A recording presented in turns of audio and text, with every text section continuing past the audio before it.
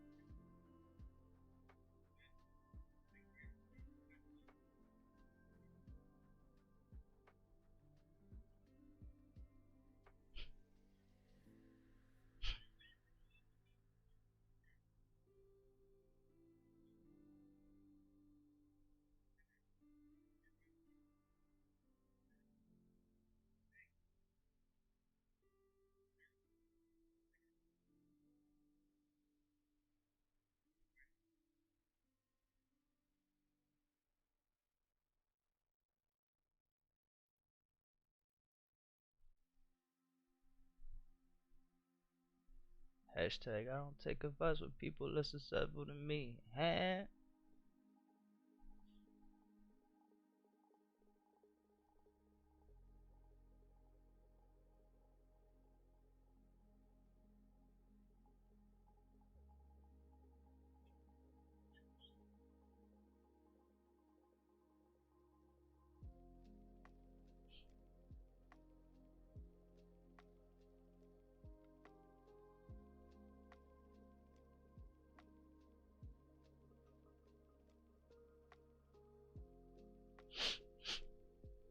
I don't take it back. That bitch, that's me. Ain't no love lost because of fuck you.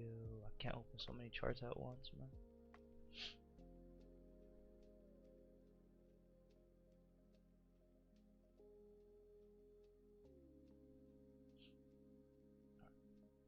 So the problem with this trade in AU, number one, it did the move at 1 in the morning.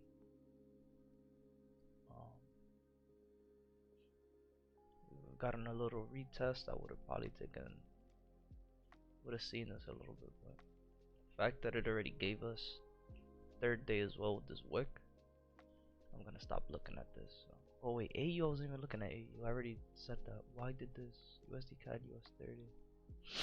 This is supposed to be NCD CAD here. My bad. I'm twisted. I'm like, wait, it doesn't look good. And this is supposed to be Euro USD. So Euro USD and NZD CAD follow each other a little bit. Again, same thing as yesterday, gave us consolidation, pushed up, and right now it's at that 50%. Now what's the confirmation that we're going to continue going up? Well, only bad thing about this is in the 30-minute, right? We're bouncing off the 50 EMA. Let me draw out what I see. Right, same thing as yesterday. Right, pushed up, gave to the 50%. That was entry to go up, right? After it goes up, gave us, TP, started going down, low, lower high, higher low, higher high, and then boom, gave us an engulfing all the way down. So for me, I had a valid entry going to the top, so it's the same situation today. Same situation today. We have the small consolidating zone, small consolidation, right?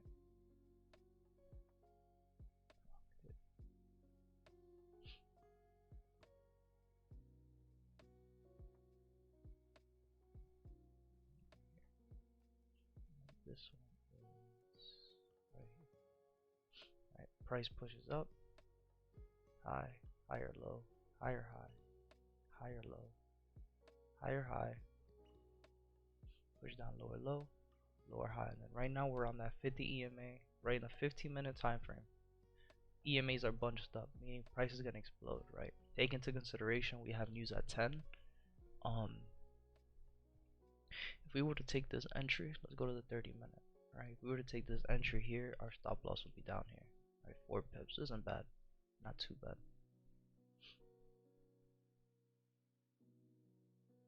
Right.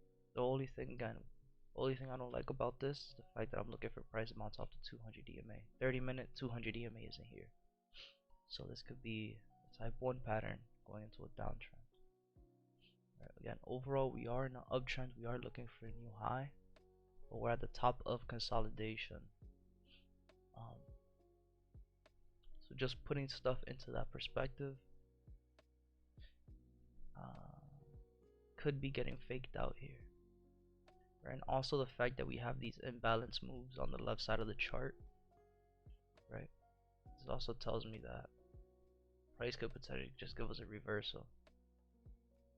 And then we could go into other bullshits, right? Like we have we do have a bullish flag post, right? Price shoots straight up, consolidates to the bottom, right? Consolidates sideways, gives us moves to the top, consolidates to the bottom to then push up again, right? That's a bullish flag post, right? I don't really use that, but something that I always see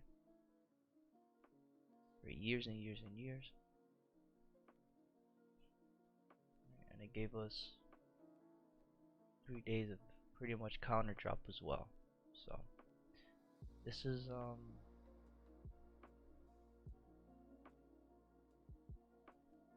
one that makes me think a little bit too much, man.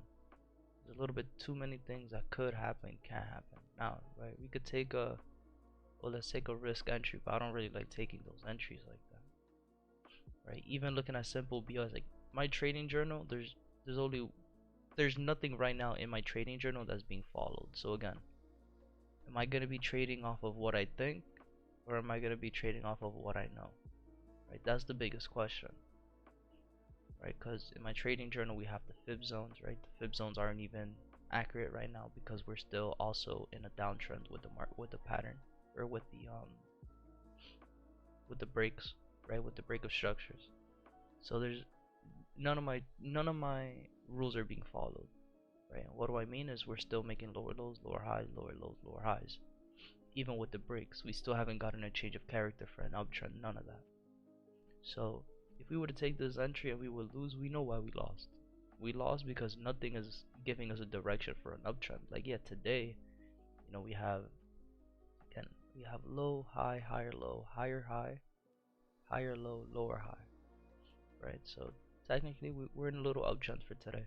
But just this move in general, right? This type 1 pattern could turn into just that type 1 pattern, which is price consolidates, goes up, right? Goes down, gives us a little retest, which gives us a retest here, and we go down to a lower time frame. It's a little bit better. Right, and this could continue the downtrend. So there's two zones here that I want to keep an eye on. I want to look at this here, right, for a little BOS retest to continue going up. Then I also have this zone down here for a BOS to go down. But I'm not looking for a price to go down. I'm just putting it into perspective for myself. We're good, Kiro. Hey, brother, slept out of Asia session. That's all good. Nothing. I'm not gonna say nothing happened, right? Because price didn't move. I woke up. I looked at the charts. This is something that I was saying to myself last night. I was like, yo, I'd rather not open. We'll do it with this one because I'm not gonna look at Euro USD anymore. GJ was the biggest one I wanted to look for, right? This uptrend move was warranted, right? We kind of already knew that price was gonna push up here just based on candlestick analysis, right? Which is, we had 1-2 break here, right? So I had a bunch of things just like kind of, even this one here, I had this one marked as well. There was a couple things that I saw that I'm like, oh, this is gonna look good. I could go in for a buy here, literally right at the news, right, 2 a.m. Even bouncing off the 50 EMA and peak high territory, right? But I just decided to stay out. If I would have entered, this would have been a few pips, fucking 80 pips. But decided to stay out. They're just, what I'm trying to just work on is my discipline on entering trades that I'm really comfortable trading. Just the fact that GJ is not peak high territory, I'm not gonna mess with it, man. I'ma let it go. And then also what I was seeing yesterday, right? This rejection zone. You can see price kind of, already broke through it with these candles were all testing candles. And then even you can see now with this red candle, gave us a wick at the bottom, and it's a big wick, right, compared to the body and everything else. So that could be telling me that price really just doesn't want to go down right now. So regardless of this push to the bottom, I was like, whatever, right? You look at it and you're like, oh shit, I missed a trade. It's like, nah, man, I'm good. Like, whatever. Right? It's what I was explaining yesterday, right? One trade in a week already pays my bills for the month, right? That's the type of traders that we are. So it's just about being comfortable with choosing the right pairs to trade, right? So with that being said, if we go back to Euro USD, which was what I explained, like with this pair right now, right, on the 50 EMA, that could be a really good entry to have our stop loss here and then take profits would be just a weekly high. But none of my rules in my trading journal are being followed at all, right? I could assume that this is gonna do the same thing as yesterday, right, where price breaks out, gives us a type 1 pattern and continues that downtrend. Or this could be a type 3 pattern where price breaks out, comes back to half of the consolidation, which it did, which is why this entry would have been really good to then continue going up. But overall trend as well, in just a 30-minute, 15-minute time frame, we're still downtrending. So there's really no confirmation, there's no confluences for me to be like, oh yeah, this is it, right? And then even looking at the simple things like the EMAs, the bounces off the EMAs, right? Where I'm at in the pattern with Euro USD, I want to see the price bounce off the 200 EMA. And the fact that we're not there yet is just, dude, I'd rather wait for some type of confluence to tell me that we're gonna go up, right? So it's just about being patient. Again, just choosing the right pairs, right? So already with that being said, right, I assess my risk, I assess the win, right? If this goes up and decides to go up today, cool, whatever, right? If we, let's say we wait for a change of character, let's say we don't get a new low, we just get a new high, right? If we were to enter somewhere here, it's 20 pips, right? We could end the week on a 20 pip note, not bad, not too bad, right? But I'm not going to force myself to enter a trade that I'm not comfortable with, you know what I mean? So we saw it yesterday. You follow your trading plan, you follow your rules, you stay true to your rules, and you're gonna win 95, 100% of the time. But once you start getting FOMO and you start, there's too many things that you, if you could say, if you could look at the chart and you could be like, okay, this could happen, but then you're like, oh, but this could also happen, then just stay away from it. Just stay away from it. There's no point in getting in a trade that you're 50% about, and that's where I'm at with Euro USD. So I'm actually gonna turn that off. Right? I'm gonna just go down the list again because I don't really like how any of these pairs look today. Even though a lot of pairs have, 3 days, and these two NZD CAD and Euro USD have 3 weeks as well.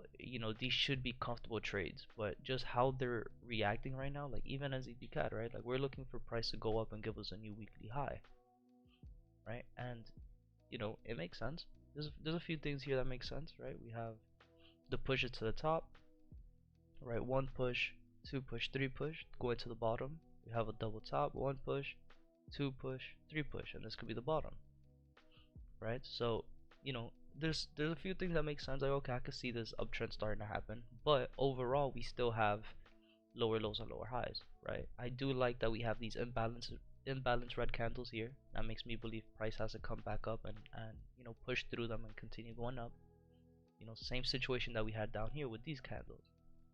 We already knew price had to come down to cover these candles, so these downtrend moves, we already knew they were going to happen, right? But the only thing is that we also have these moves down here, which is the last pair that we need to look for, the last move that we need to look for.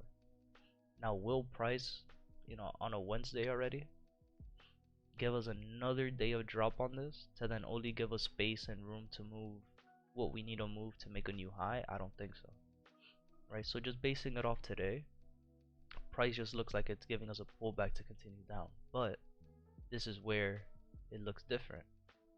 Right here, it created an equal low, could be a higher low, it's a little bit higher, right? It created a higher low with the wick, telling me price is exhausted. You see price is creating a wall right now, but it is throwing wicks at the top side as well, right? So just again, basing it off of this, I want to see price push up and break this high here to retest and continue going up, right? So for this pair, I'm still comfortable with, right? But again, there's no more other confluences because again, where I'm at in the pattern, I want to see price break off and bounce off the 200 EMA. We're not there yet. I want to see price, the break of structures. I want to see uptrends and give us a change of character, but we don't have that yet. We're still in a downtrend. So again, this is another one where we have no confluence. At least I don't, right? There's really no confluence for me here to feel comfortable taking this trade. So then US 30, right? And then again, just taking into consideration today's a FOMC high impact news day, right? So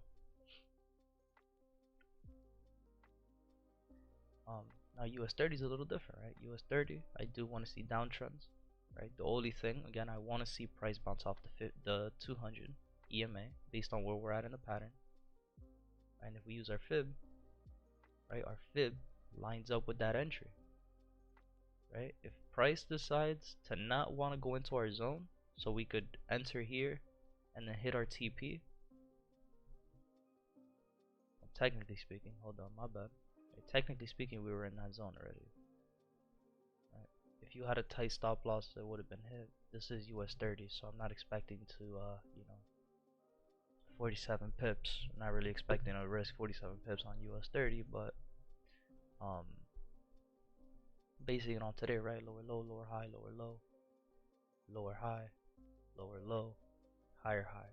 So um, right now the next trading zone is pretty much the break of the lows. Break of the low, retest, continue going down, and this one we could look at it in the 15 minute, but even the 15 doesn't look good, right? Again, because I'm looking for price to bounce off the 200.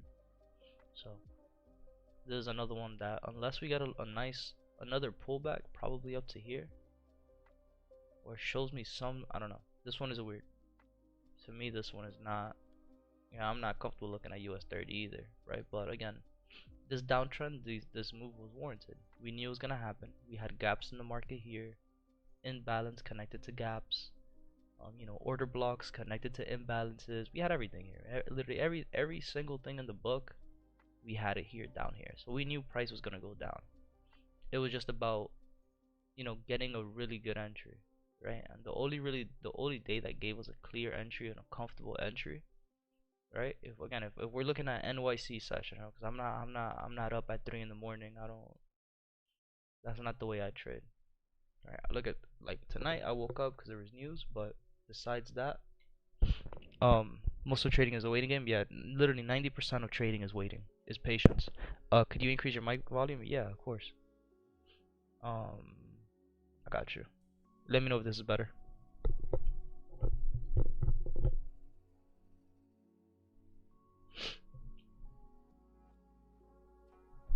Let me know if that's better. Should be good now. Yeah, most trading is literally 95% being patient and then 5% executing, and following your trading plan.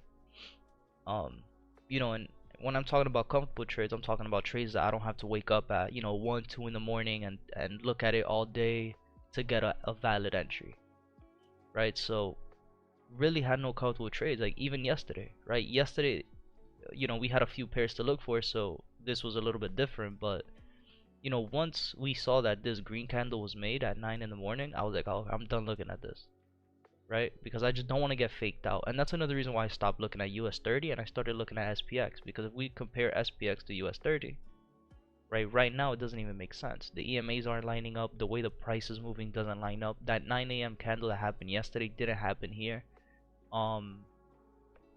But again, I'm not looking for price to bounce off the 50. I'm waiting for price to bounce off the 200, right? I want to see a complete downtrend.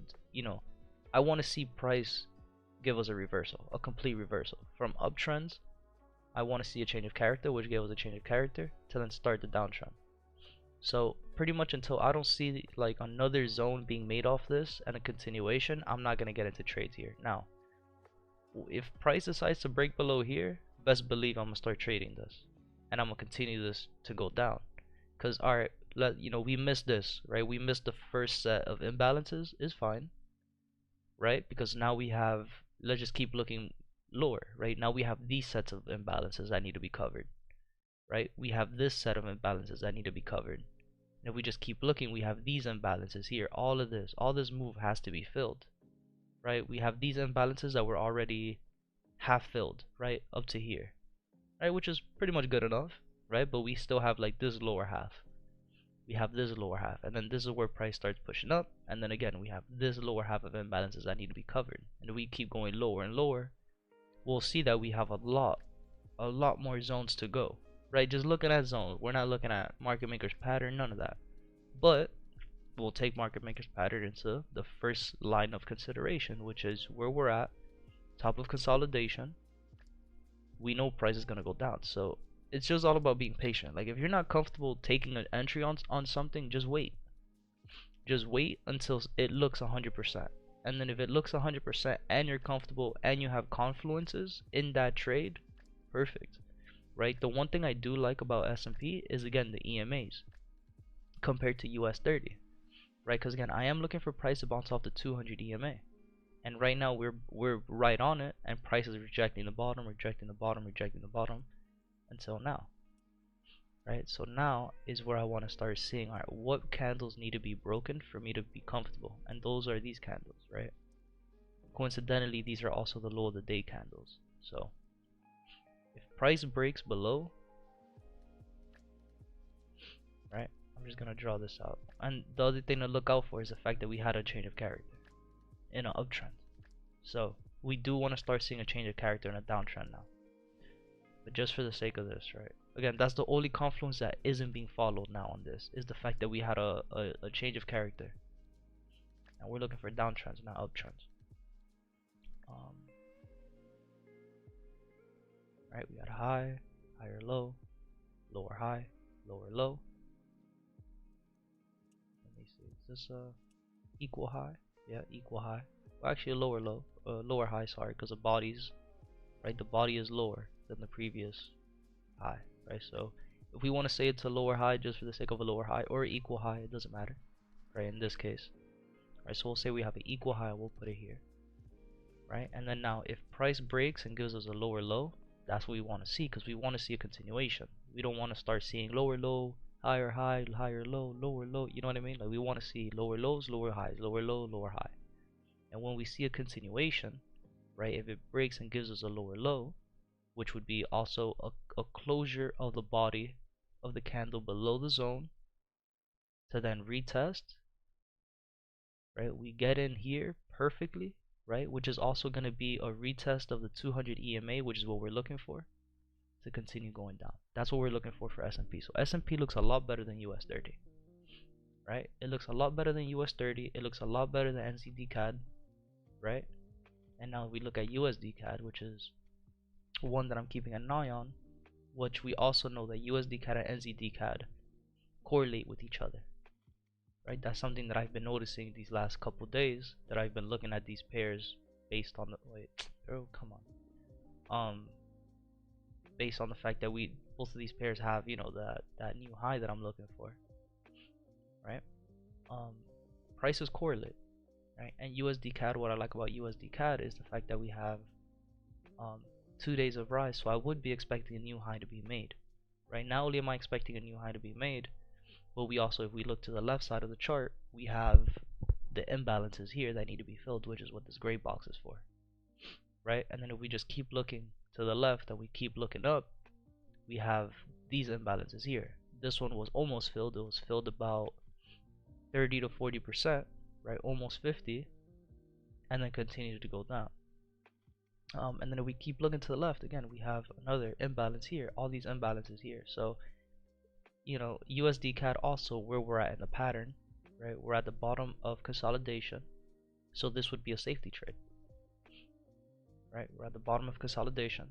We're reaching the 800 EMA in a higher time frame. Sorry if I got the sniffles, man. It's cold as shit in this house too.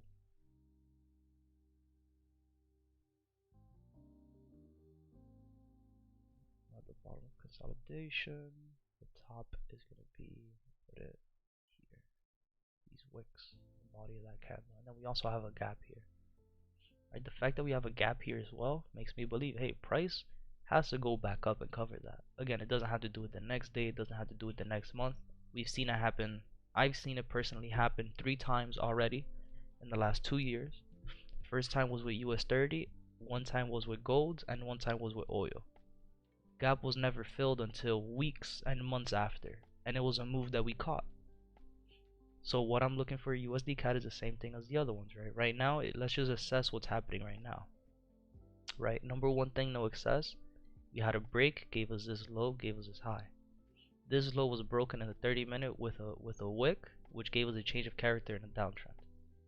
Right, now there's two things I could see here. There's one, well, we'll go in order. Right, the next thing is what's price doing, higher high, higher low. Right, if we don't want to count the internal, right, higher high, higher low, higher high, higher low, higher high. Right, you see body close below, so there's a lower low, lower high. Right, and then basing it off today, right, if we base it from the high of yesterday to today, we have again higher high, lower low, lower high, higher low, which is where we're at now. Right, so I do want to start seeing probably another push to the top, give us a lower high, right, something like this, where price gives us low, high, higher low, possibly a lower high, right? We want to see a body closure above here, lower high, retest the zone, or probably because of how close the zone is, we'll probably get, you know, a higher high, right? A closure above this zone too would be dope, would be good to see, right? Higher high, right, to then give us a retest of a higher low to continue going up and give us TP for the day, which would be the high of the day. Right, and then if we base it off of, let me do ADR as well, which I think it's, let's see. What's good, Hakeem? Welcome to the stream, my brother. I appreciate you being here. Hope you're having a fantastic day, man. Where's you? We already have this here. I think this is the right one. So basing it off this, ADR still hasn't been hit, so we're still missing a few pips for ADR. Not only that, let me recalculate this just in case.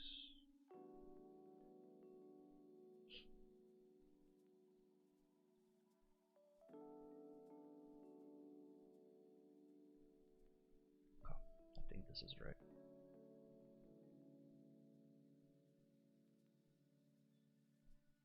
Right, basing it off of ADR for the day right now where price is at, right? ADR is literally 100%, right? So everything lines up for this to continue going up. We just gotta wait, right? Just wait on it. We have the high that I'm looking for is the high of this little wall here, right? And the low that I'm looking for it to break to continue going down, if it continues going down, is just the low of the day, right? I'm not gonna say this one because it was just created.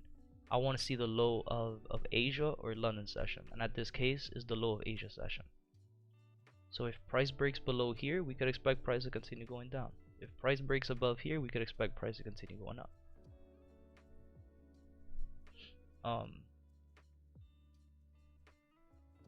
Bullish bias, you talking about this pair or you talking about another pair?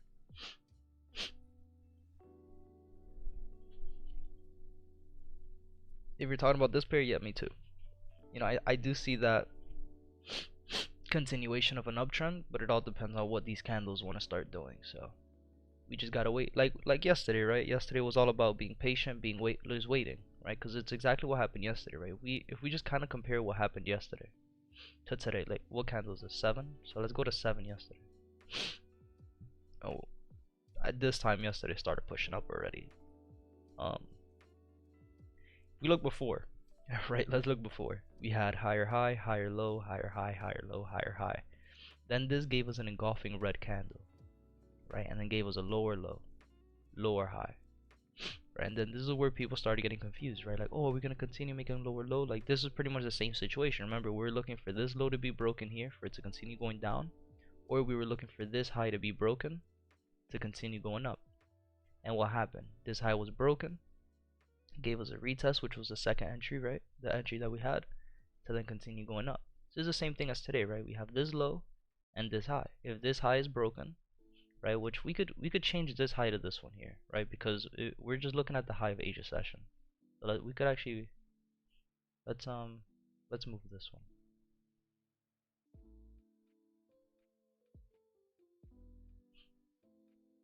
If price breaks above, gives us a retest and continues going up, we could see that, right?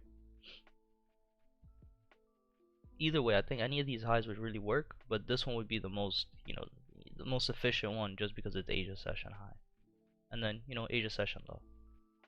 So if, you know, if we you gotta keep looking. 8:30 have news that would be impact or not? I don't think so. It's if it's low impact, then no. Yeah, it's CAD. It's medium impact. Yeah, could be in an hour. We'll have to see how that goes.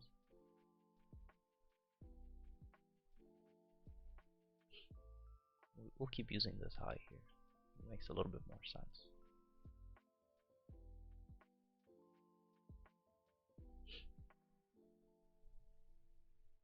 So that's my bias on USD CAD. We just gotta wait. Same thing for S&P. We just gotta wait. And then NZD CAD, dude.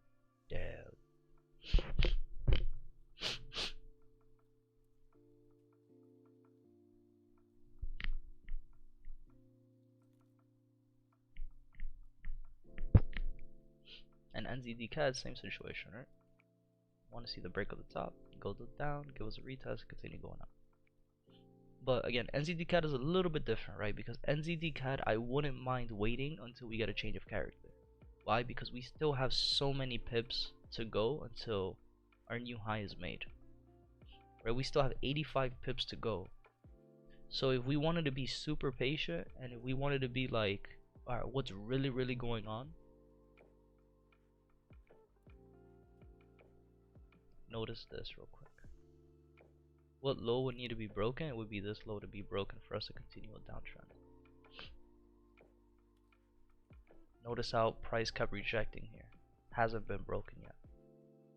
So if we really wanted to be patient with NZD-CAD, we just wait for a change of character, which would be the break of this high, right? We wait for the break, we'd wait for a pullback, and then continue going up. And again, that would make sense because look where the 200 EMA is, right? So if we decide to be patient, right, and I'll draw out what I think is gonna happen today. This is what I assume is gonna happen today, and my assumptions is just based on price action, is based on where the breaks are of right now, based on EMAs, based on the weekly move, based on the monthly, on the daily pattern. So this is what I'm thinking is gonna happen, right? We'll draw this highlight here to show that there's an equal high, right? Breaks, retest, continues to go up, higher highs, higher lows, boom, breaks the high of the day and gives us a change of character, right? Price will look for a retest of the 200 EMA to bounce out the 200 EMA, to be somewhere here at this point, to then continue going up to hit the new weekly high. And these are moves that we could expect to be made from today, Wednesday, to Friday. Wednesday to Friday, we could expect these moves to be made. And again, how many pips? If let's say just from where price is at now, right to the high is 114 pips. So it's definitely doable, right? NZD-CAD is still missing a lot for the weekly ADR as well. So everything makes sense.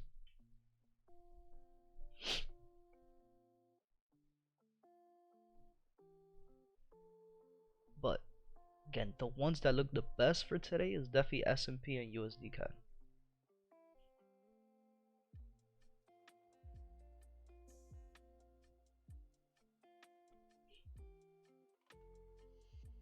Yo, you make money from this? A little bit of money, man.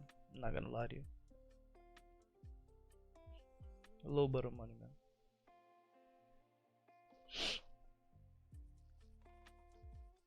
So S&P for today, USD-CAD are the ones that I'm keeping a very close eye on. And then NZD-CAD, we could wait for, we can keep an eye on it still. We could go back and forth, but again, if we wanted to wait for the most comfortable trade, we just wait for the break, change of character to happen first, to then retest off the 200 EMA to continue going up.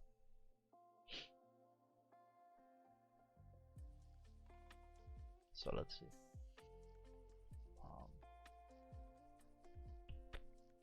Keep a close eye on USD-CAD for now. So we'll put an alert for this one, right? We'll put an alert for this one. We already know once this alert goes on, if it breaks below, we'll look for that retest, and then USD-CAD will just keep looking at it.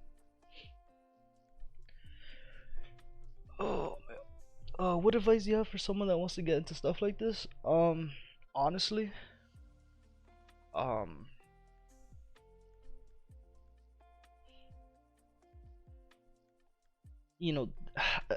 thinking about it because I don't want to give you something cliche, right? Like what everybody would tell you in any hobby or any career that you want to start is just start ASAP and don't stop.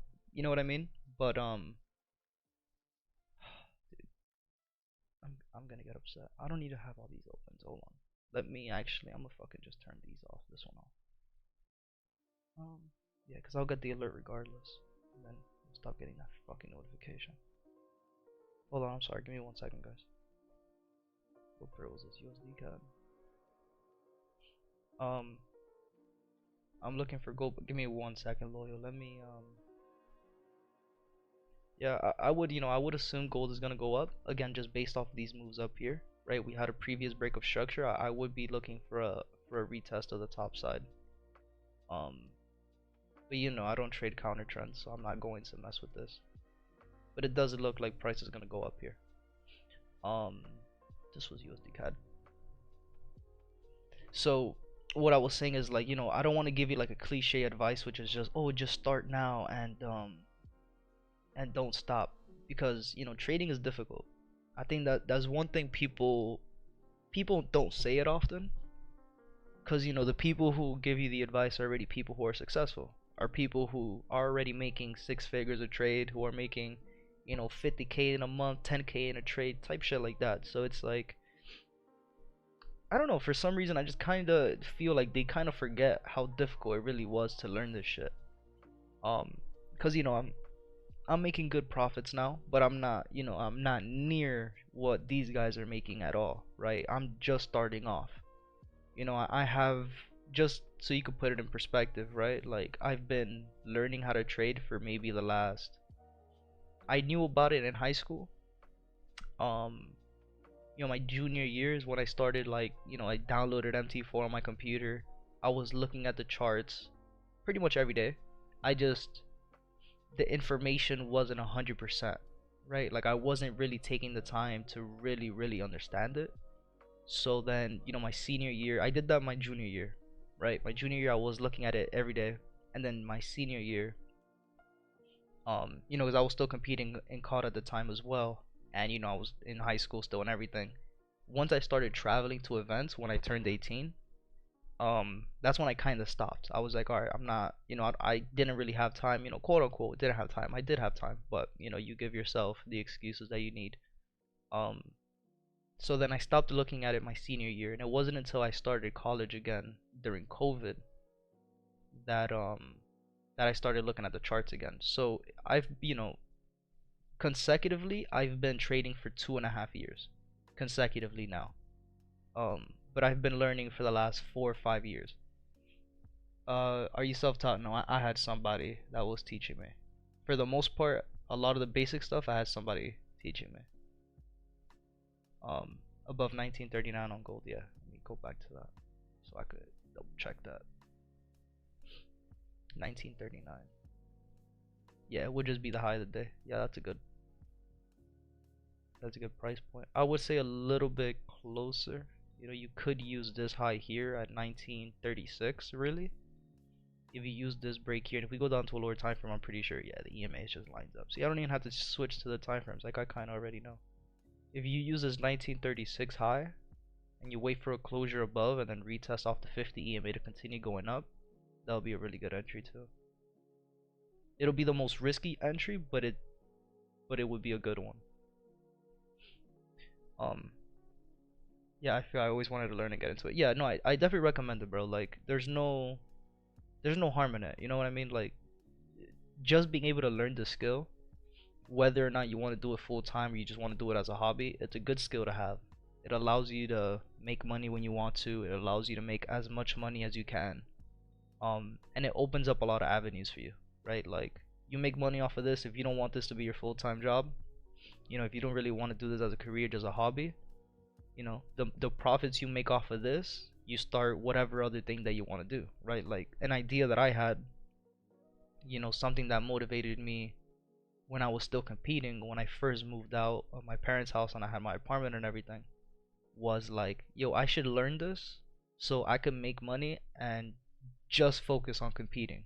You know what I mean? Um, but over the years, all that shit has changed and the game is awful now, so that's not something I want to do now. But just to put it in perspective, like, there's so many things. Like, um, if I want to get back into riding dirt bikes and doing motocross, I fucking trade. I make my money that I need to travel, buy the new bikes, buy the new gears, and I'm just trading, making money, and I'm fucking doing whatever other thing I want to do on the side. Or if I want to trade to open up multiple businesses, I could do that as well. Because that's really what trading is. Like, any type of trading, any type of stock market, it doesn't matter which one it is. It allows you to open up different avenues. It allows you to have different ideas and stuff like that. It gives you the opportunity for that because you have so much time, right? Like, you, technically speaking, right? Like, I'm trading from 6 a.m. to 10:30, 11 in the morning. After that, I'm fucking done. Like, there's really nothing else. Right? Happened yesterday.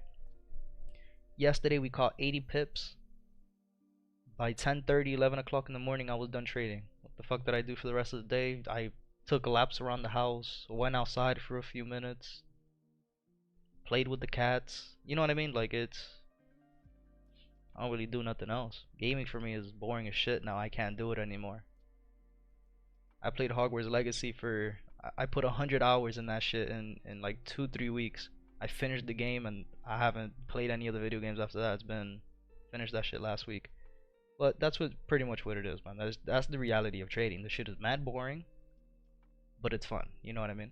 Like what's boring is this. It's waiting for something to happen, and if nothing happens and shit doesn't go the way you want it to go, then you don't have a day of trading. You know what I mean? Like it's one of those type of situation. That's what I'm trying to do this on the side while trying to do my clothing business. Yep, exactly. Yeah, I'm on the same wave. I don't know why it's just so boring, bro. It's politics. I could tell you, right? Games are boring now. It's all about politics. It's if we want to go deeper into it, the fucking developers don't give a fuck about it anymore either. They really don't at all. Um, Games just aren't how they used to be, bro. They're really not. They don't care about our feedback. Like they're like, oh yeah, give us feedback. We give them feedback, and they give us something completely different. Alright, bro. Like, at what point is it disrespectful? As a competitor, you know what I mean? That's a little bit different too. As a competitor, even in the amateur scene, right? Like they ask us for our opinion. We put in so much hours and so much effort to be at the top, and then instead of really, listening to us and giving us what they want, no, they decrease the price pool. Like champs was 60,000. That's so fucking disrespectful. $60,000 prize pool for champs, dude. Come on, man. I just played a whole year of your game for a shot at 60K. Not counting the fact that you have 4 teammates, 5 if you have a coach. Not counting if you have an organization that you have to give a price cut to. Not counting food, flight ticket, team pass ticket,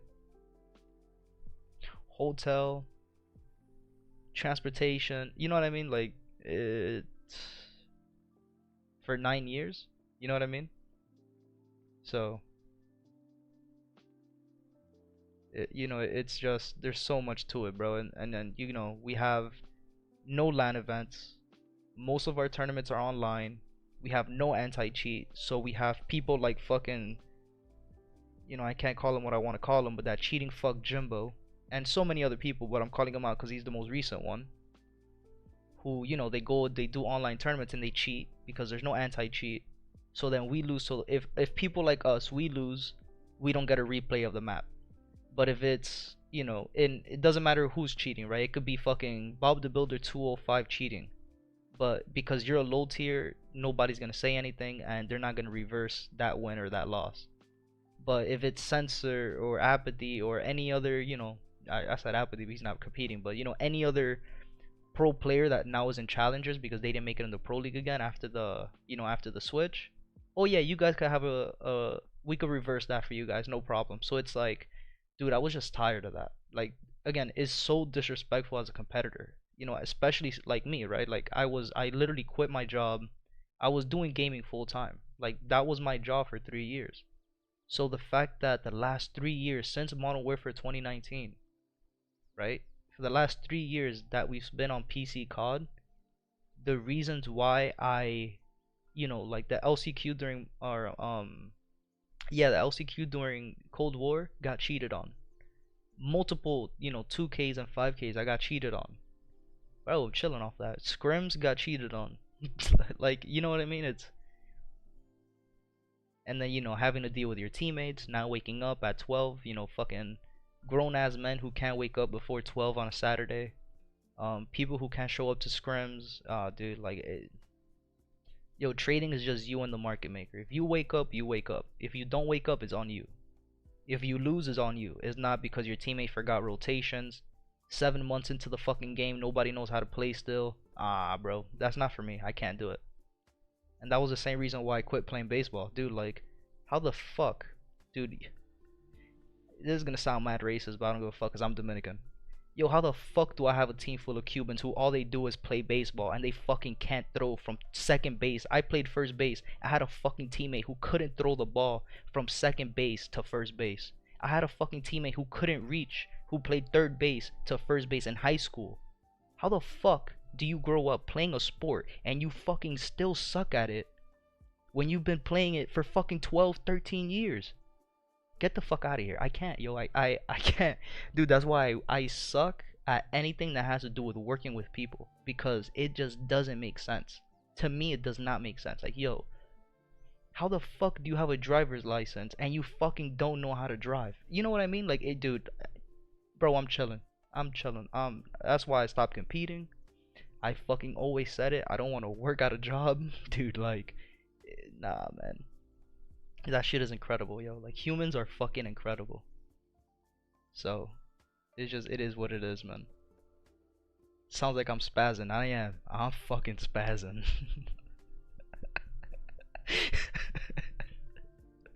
Boy, chill out, hey, bro. I'm just speaking facts, bro. 7 in the morning and I'm pissed off already.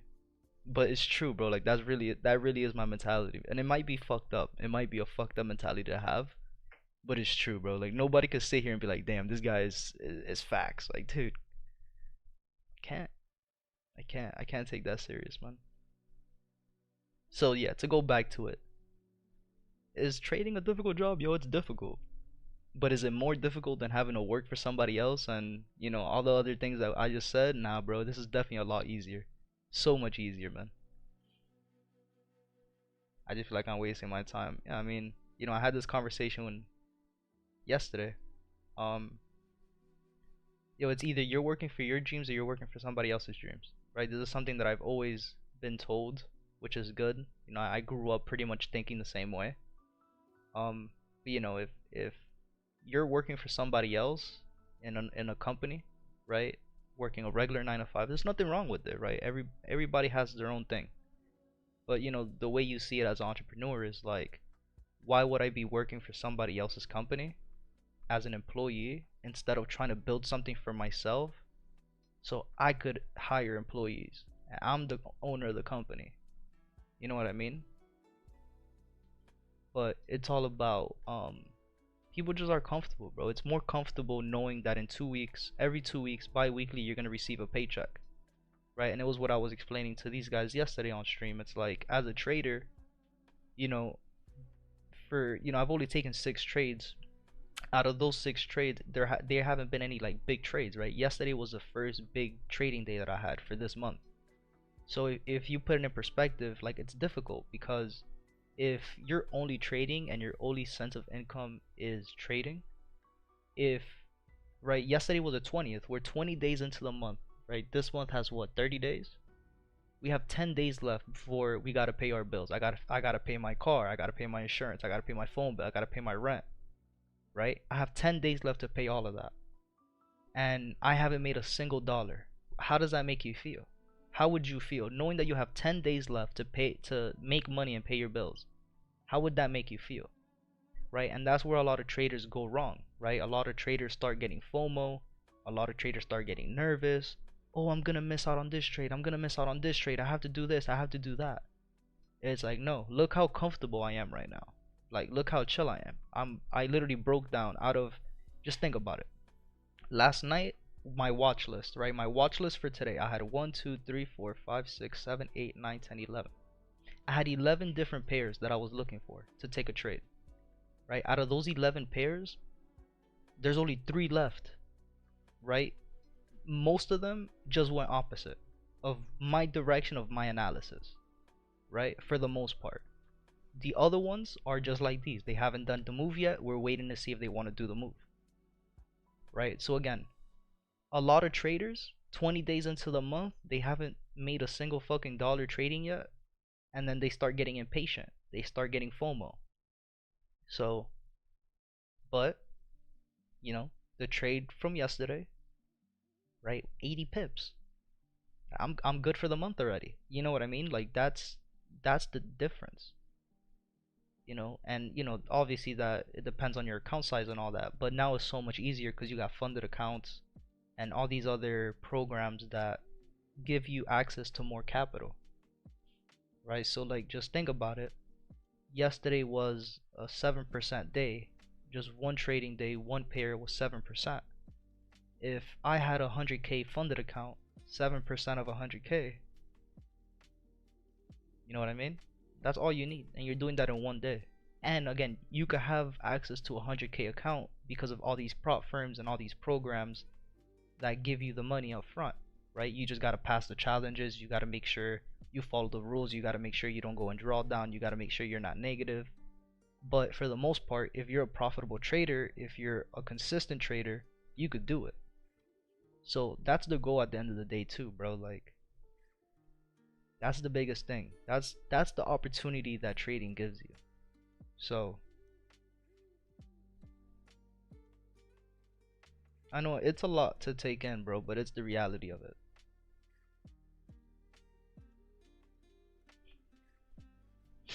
Yo, Kiro, bro. Remember what I was saying yesterday, man? I'm 22 and I already have so much life experience. Like I'm talking like I'm 40, bro. I'm telling you, man. The people just and they wear me the fuck out, man. You have no clue. But really, make that shit make sense, man. Make that shit make sense. In any aspect of life, bro. Like, yo, how can you be doing something for so long? You put in so much time and effort, and you still suck. You know, like I mean, dude, I don't know. You got to be doing something wrong, man. Because I'm not talking about like, oh, you did it for 2 weeks or you did it for a year. No, we're talking about, you know, put it in perspective with the baseball team. Like, you're talking about you've been playing baseball. You know, you've been playing fucking baseball for 16 years since you were a little ass kid, right? You're on a high school you're on a high school team, varsity. You're 16, 17 years old and you're telling me you can't throw a fucking ball from third base to first? That shit still haunts me to this day, bro. I swear to God it does. You have no clue. Like that was the last day I was on that team. It was on a game. We were the away team. It was far as shit from our school too. I don't even remember what team it was. I'm trying to think. Like I remember the field, beautiful ass field. I hit my first home run that game too. That's how pissed I was. That was the last time I played on the team. I talked to the coach right after the game. I'm like, yo, coach, I'm out. Dude, like, cause yo, coach was yelling at me, cause you know I was the only one. I think there was two other Dominicans on the team, but the rest were Cubans. He was Cuban, so he was, he was backing up he was backing up his crew. Nothing wrong with that. I was like, coach, how the fuck you gonna blame me for him not being able to throw the ball correctly? I fucking quit. I was like, all right, coach, I'm out of here, dude. Gave him the shirt and everything. Like that shit was a movie. Your grandchildren gonna have a hell of a time, hey bro.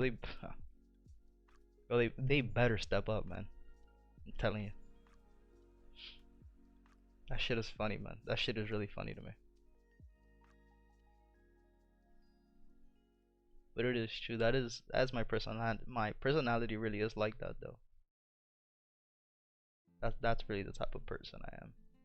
So at one point in my life, I was like, nah, bro, I can't be that much of an asshole. But nah, I really am. Like it's just, dude. Like you know, we don't gotta go that far. Just again, putting in perspective of a video game, bro. Like, dude, these guys competing have years of experience competing. You know, if you play Call of Duty and you play Hardpoint, right, which is one of the competitive game modes, you have 6 rotations. You have 6 different objectives, but they're the same. They're in rotation for 7 minutes of the game. There's 6 rotations. There's only, you know, I don't want to get into it, bro. Fuck that. My blood pressure's guy. If I would have my heart monitor on right now, you'll see my fucking heart's beating at 3,000 beats per minute right now. That shit just pisses me off. I don't want to think about that, dude. I'm good. Oh man.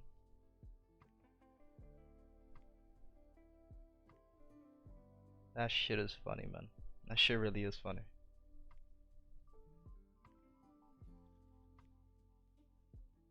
What are we? Eight subs away from 500? Oh, 5 subs away from 500. Let's go. Get in there. We get in there.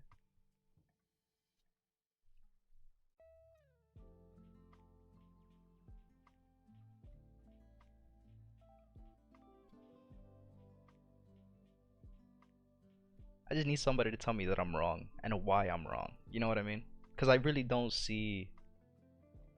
super open-minded. Like if you tell me like, yo, you're wrong, and then you give me a reason why, and I'll be like, okay, I didn't see it from that perspective. You know what I mean? Then I'll be like, ah, okay, cool, I'm wrong. But if you tell me I'm wrong and you can't give me a reason as to why I'm wrong, I'm assuming that you just have no clue what you're talking about. You know what I mean?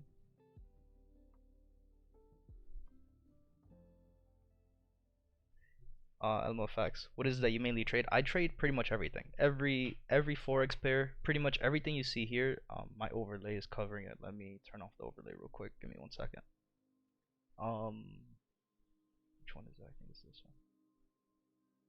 I'll turn off the face cam too for now. All the pairs that you see here. So you know the currency pairs. So starting from AUD, ending in fucking USDs. Right, so USDZR, USD JPY. All the currency pairs that you see, I trade. Indexes as well, like US 30, S&P 500. I also trade, the exotic pairs, which is USD ZAR, uh, energy, US oil, metals, gold, and silver, and I trade Bitcoin. That's the only crypto that I trade. And then just ignore Disney and Apple. I just had these on to test something out a few weeks ago. Actually, let's take a look. I haven't really looked at these at all. Let me see if what I was saying is true.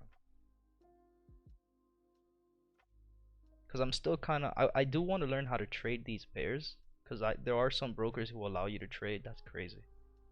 There are some brokers who allow you to trade, stock market pairs. I just don't really understand how gaps work in these. Like these have fat ass gaps in them every single day. Fuck, I pressed something. Fat ass finger. Um, Disney. I know I had this marked up a little bit better.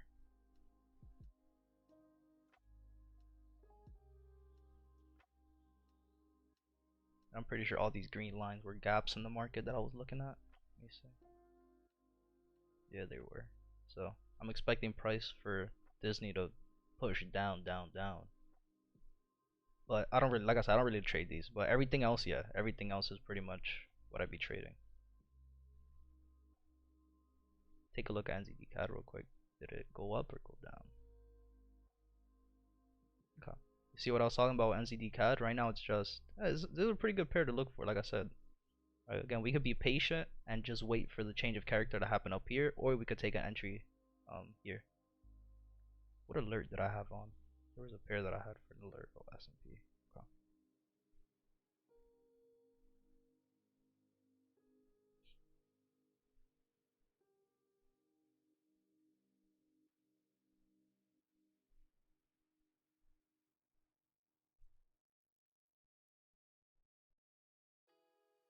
So USD CAD, let's see what this decides that it wants to do. Um,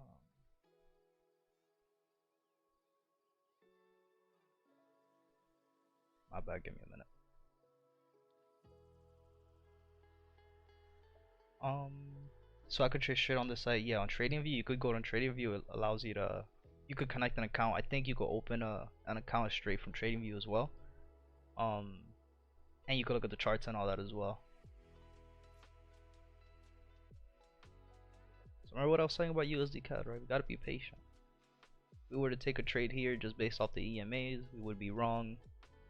You just gotta look for price action first, right? The fact that we got this change of character here made me believe like, hey, we might not be ready to go up right now. So, gotta wait on it.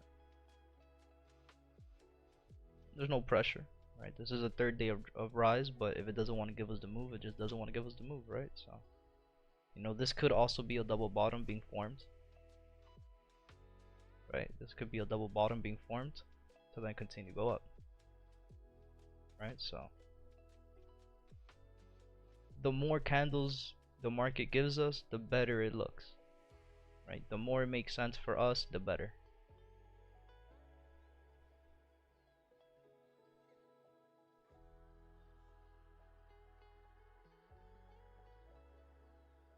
And this is the rejection zone anyway here. 1-2 green, engulfing green's bigger than the first one. Right, then it gave us this engulfing green here. So I'm looking for a retest of this zone here. Yeah, it retested a few times. It retested it 1, 2, 3, 4, 5, 6, 7.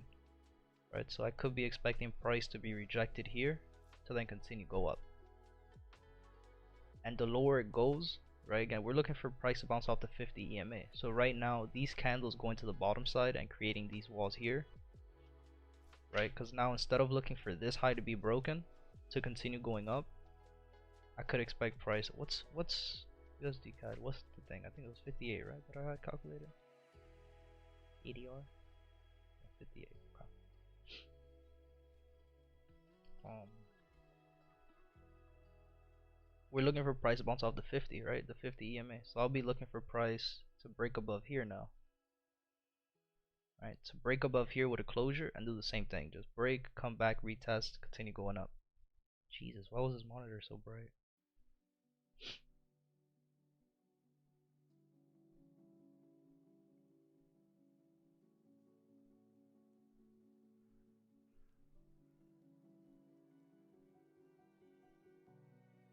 Or we might expect liquidity exactly.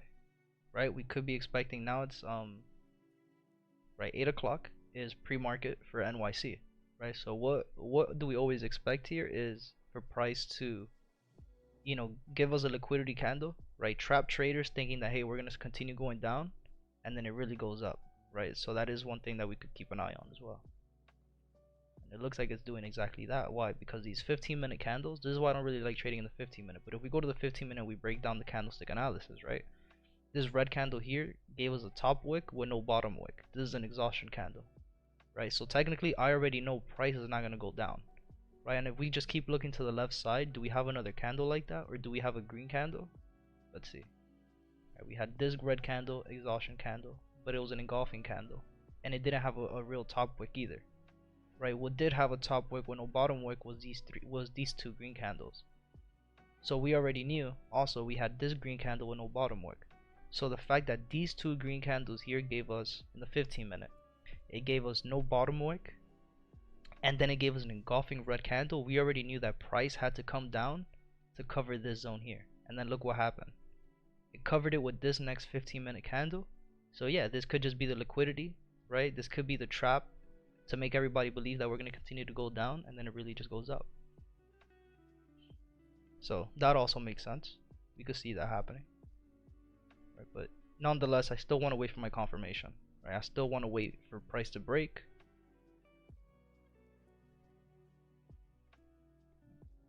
Be a double bottom. Let me draw it like this real quick. Sorry. Just draw it from here. Right, this could be the double bottom. Right, want to see a break, retest. Also, again, where we're at in the pattern, we want to see price break off the bounce off the 50 EMA. So that's why I also switched. The fact that it made a little wall here with these two candles and it gave us a push down, gave us another zone. So instead of having the break up here or up here, I want to see the break here to break, right, a full candle closure above, the same thing as yesterday, retest, and then give us the new high. That's what I'm expecting to happen. My bad, let me look at the chat again. Are courses a good way to learn, or should I just do mad research myself? Definitely. The problem is this, and this is just my personal opinion, right? Something that I've been able to really kind of understand and acknowledge is, you know, a lot of people's strategies is all the same thing, right? Like support and resistance. You know, people who trade support resistance, premium and discount, um, supply and demand zone. They're all the same thing. It's just a different name. But then it's also where you get your information. It's to give you an example, right? Because I like using examples. Like I had a friend a couple weeks ago. He was like, oh, like I do he did IML, is it called iMarket Live, which is, you know, a trading group that's known to like do, you know, pyramid schemes and shit like that. And you know, he has a book from them, and it just shows patterns, right? Different patterns. But in that book, right, they don't tell you what time frame to look for the pattern. So for example, right, like I'm gonna just throw out two different patterns, right? And the most basic ones, which is the double bottoms, right, which is known to be uptrending, right? And then you have the double top, right, which is known to be downtrends. right? And then if you just look at it here in the chart, right, like how many times were you given a double bottom? How many times were you given, like you had one here, like you have one here, right? You have another one here, you have another one here, and then it looks like we're gonna get another one here, right? Um, but it's like, and then you have another one here, and if we keep looking, like you have a double top here, but it's the point I'm trying to make with that is also not all of these double bottoms are really double bottoms, right? And not all double tops are double tops. You have to know where you're at in the pattern. You have to know exactly what time frame you have to be looking at it, because now if you go to the 1 minute time frame, right? If you're a scalper, put it in perspective, and I'll give you a good example. Right here, right? What are we looking for? We're looking for a double bottom, for price to break, retest, to continue going up. So if you have that IML book, right, and I love using examples because people are always going to be like, oh yeah, he just talks a lot, but there's no real examples. He doesn't really know what he's talking about. If you're in the 1 minute time frame and you're looking for a double bottom, right? What happened here? You have a double bottom, but you ended up losing, right? And we'll use this day, right? This is still today. This is the 21st of June. This is 2 in the morning up until 5 in the morning.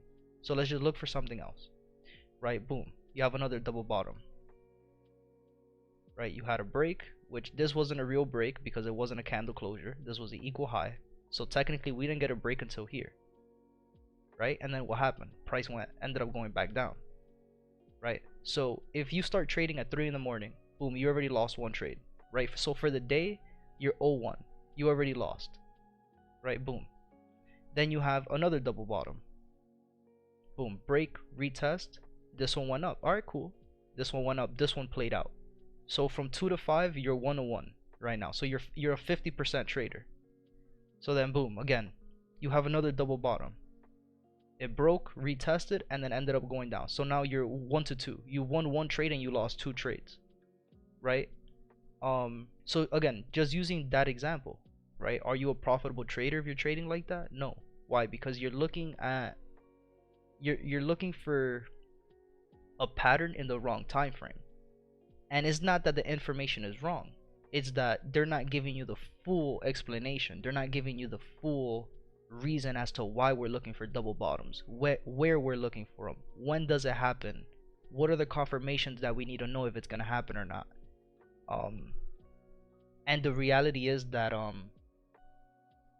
it's difficult to find people who are gonna really give you the information and give you 100% of the information, right? Like they'll give you the fundamentals, right? They'll give you the knowledge. They'll give you the foundation of what you need to know, right? Like every video you watch of, if you go on YouTube and you just look up a Forex one-on-one for beginners, right? I'll give you a crash course right now for 5 minutes. They're gonna teach you the basics, like what's an uptrend. An uptrend is when price is trending. A trend is when a trend in an uptrend is higher highs and higher lows, right? Which is this. Price gives you a higher high, higher low, higher high, higher low, higher high, higher low, higher high, right? Price when it's trending down, when you're in a downtrend, is when price is making lower lows and lower highs, lower lows, lower highs, and lower lows and lower highs, right? And then they'll tell you like, oh, if you're in an uptrend, right? Obviously, you want to enter in a higher low, and you want to exit in a higher high. And then again, if you want to enter, you enter in the higher low, and then you exit in a higher high. But what they're not going to tell you is, okay, when does this finish, right? When does this finish? How do you know it's going to continue going up? What are the confirmations? They're not going to tell you that, right? Because if you look at the chart here, higher high, higher low, higher high, higher low, higher high, higher low, higher high, lower low. Fuck, what happened here? Why didn't it continue making higher highs and higher lows? And then we keep going, lower low, higher low. Huh, that's kind of weird. Lower high, right? Higher low. Okay, you see a higher low, you get in here, perfect, right? You get into a higher low and you go up. So it's just like, dude, trading in the beginning is one of those things where you need to, it's difficult to get in because not everybody is going to give you 100% of the information that you need to really be a profitable trader. They're just giving you the bare minimum, or they're giving you like the runaround, but they're not really giving you the reasons as to why it's happening. Because there's a lot to it. Like there's market timing. Like if you're trading GBP JPY at 12 p.m., right, during NYC session, when you're trading a pound yen trade and the pair isn't moving at that time, why is it not moving at that time? Right? The reasons as to why that's not moving is because again you're trading a pound yen, you're trading Europe and and Japan, right? British pound, Great Britain, whatever the hell it's called, it's Great Britain. Great Britain with Japan, and you're trading it at 1 p.m. during NYC. That's why it's not moving. But a lot of people on YouTube or just anywhere don't really, they don't really explain that. And then the biggest factor to it as well is just the psychology of it. Like, are you gonna wake up to trade? Are you not gonna get FOMO? Are you gonna be patient the way we've been patient today? Are you going to are you just gonna enter just to enter, or do you have a reason as to why you're entering? Like, there's a lot of aspects to it. And in my opinion, like before I'd be able to tell you like, oh no, you could, like my strategy, right? Oh, we could teach people this strategy in 6 months. I don't think so anymore. Realistically speaking, for any strategy in the world, I think if as a beginner, it's gonna take you at least a year and a half to 2 years to really understand how to trade. For it to really click, and we're talking about a year and a half to 2 years of you putting in the work. Like at least an hour and a half to 2 hours a day every single day for you to really understand how to trade. Because I've seen it a lot, and a lot more recently now that I've been a little bit more open as to where like now that I'm meeting a lot more traders now, um like there's a lot of stories of people who have been trading for years and years and years, and they still don't they don't get it yet. And the common denominator for all of them is that they're not putting in the work. Like they act like they are, but they don't have a trading journal. They're not in their charts every single day. They're not doing the homeworks that they got to be doing. Like, in the homework is just chart vision. Like, are you every single day, are you sitting down on your computer and really analyzing the charts, or are you just there looking at some random ass stuff and not even taking notes, right? And then I showed this on stream a few days ago, but my trading journal, I have it in front of me every single day. Let me open up OBS so I can see exactly what I'm showing. Right? Every single day I have notes. Every single day. You go on to the pages before, right? Every single day I have notes back and forth. Right? I have things drawn out. I have different patterns drawn out. I have notes of the time frames, what pairs move when, market makers pattern, everything. Like I have everything drawn out to the T in front of me every single day. Not only in my notebook, but then like the things that I use every single day, like the type 1, type 2, type 3 patterns, I have it on my whiteboard, and my whiteboard is right there, right next to me. Every single day I'm looking at it. And that's the work that you gotta put in. If you're not putting in at least, let's not say 100% of the work that I'm putting in, right? Because I'm OD on this shit. I know that there's a lot of people who don't put in as much work as me. Like, let's say you don't do 50% of what I do, you won't be successful. Or you might be, but it's gonna take you a lot longer. Because trading is the same way as COD, bro. Think about it. If new game comes out, right? New game comes out, brand new maps, right? Same game mode, hardpoint, but it's a brand new map. You don't know rotations, you don't know spawns yet. What are you gonna do? You're gonna play it once and you're gonna understand it, or how many times do you have to play the game in a day, in the week, in the month for you to be like, okay, I know spawns, I know exactly what's gonna happen, when it's gonna happen, at what time it's gonna happen. I know that to get from P2 to P3, I have to rotate with 22 seconds for me to get there first, get spawns, get the first initial wave of kills, for my team to be able to get on the new hill before anybody else. Right? Like, how many times do you have to repeat the process for your brain to click in, for you to really know what's going on in the game? You understand what I'm trying to say? Like, and something that was always told to me is like, you'd be a good trader because you're a really good competitor in gaming. It's the same thing, right? Like, how many times do you have to play raid hardpoint for you to understand that to rotate from P2 to P3, you need to rotate out at about 22 to 20 seconds. For you to get hill, for you to get rotations and get the first initial kills, for your team to, you know, have the point, is the same thing. Trading is the exact same thing. How many times do you have to see a different pattern for you to understand what's really going to happen? Right? Because right now, I only drew out what's going to happen going up. Perfect. Take a look at S&P real quick. Give me 1 second. Damn, man. Got an alert on every single thing on my phone. Alright. Perfect. Look, what are we looking for S&P now? Right? This is one that I'm going to keep an eye on. What's NZD CAD looking like? NZD CAD is looking the same way as USD CAD. Nothing. Wait on it. Alright, so my bad. This kind of cut me off a little bit short because I wanted to show you an example, but we'll go back to it if we have time. It's all good. But I hope you kind of understand what I'm trying to say about that, bro. Like, you know, a lot of people online, they'll tell you trading is easy. I'll be the first one to tell you it's not easy. It's not easy at all. Because there's a lot to it than just learning the patterns and stuff. It's psychology as well, like I was saying earlier. Do you have the patience to do it? It's a lot, man. It's a lot. And anybody that tells you it's easy, they'll be lying to you. Alright, so for S&P, we're in the 30-minute time frame, right? So we still got 16 minutes to see what this candle wants to do. Nonetheless, right now it's looking good. We want to see candle break below to come back, retest, and then continue going down. Now the only thing, only thing I don't like about this is it doesn't have a top wick, right? So if we were to enter here, right, our stop loss would be again 48 pips, because I wouldn't put my stop loss here. But either way, I don't want to see at this point now. I don't want to see a retest here. I want to see a retest a little bit further up, so we can have a tighter stop loss. If price doesn't give me a steep pullback, right, probably like into the zone here, so I can have my entry somewhere here and then a stop loss here at 27, anywhere from 20 to 28 pips stop loss, I'm not taking this trade. So we just got to be patient with this and see what's gonna happen. But again, just the fact that, you know, these candles here don't even have top wicks either, but they were already filled with this move here, so that's good. But again, the fact that this candle doesn't have a top wick right now, it's telling me that price is still going to go up and give us a better retracement. So we just got to wait and see what that does.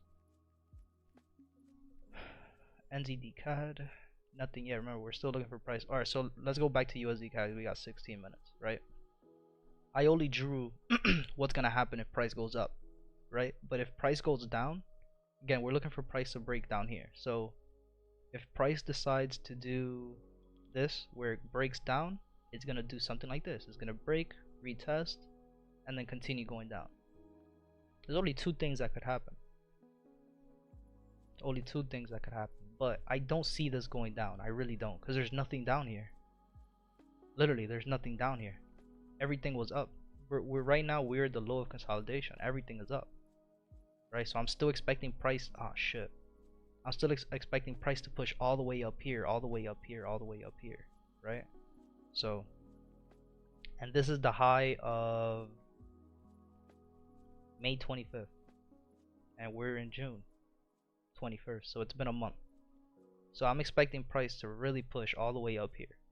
So we're still good on this. Remember what I was saying too, right? These could all be fake outs, based on the fact that we, in a lower time frame, we had, you know, the candles with no top wicks, the red candles.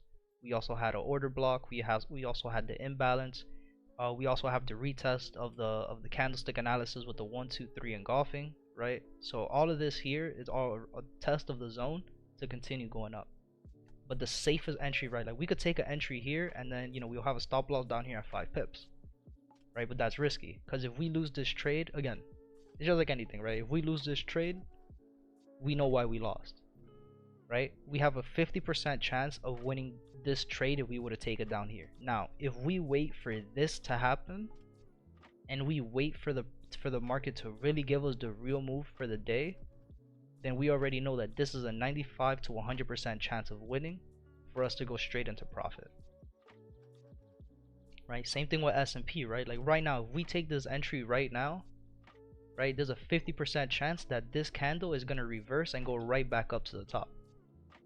right? But if we wait for this candle to close and then for the next candle to give us a retest of the zone, but now that we know that this is a candle, I don't want to see just a retest of the zone. I want to see a pullback at least to here, right? So we could have a tighter stop loss. So we could either have a stop loss of 11 pips or a little bit, it's a lot of pips, or 26 pips. We'll put our stop loss here if anything,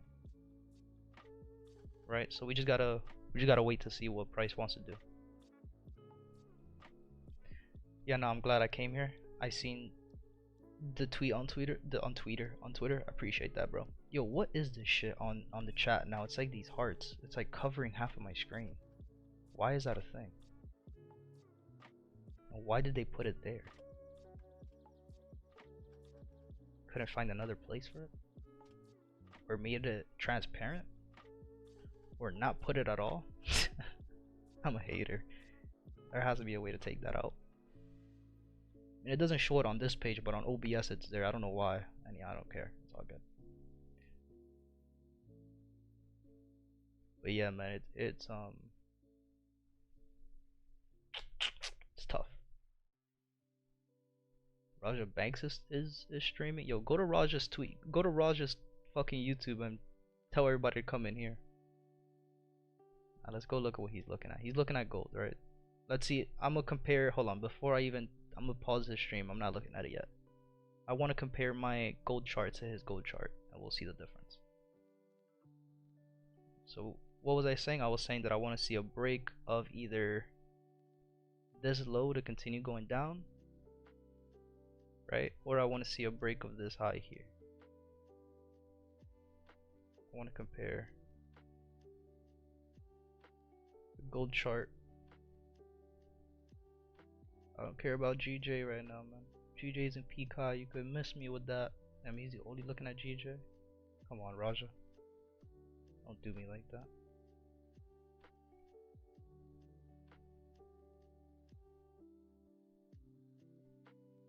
Okay, cool.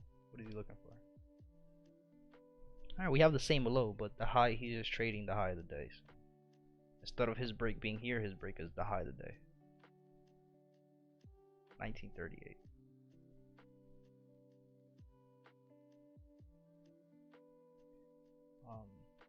We talking about Roger Banks? Don't really go to his chat. He'll flame me on that. You imagine?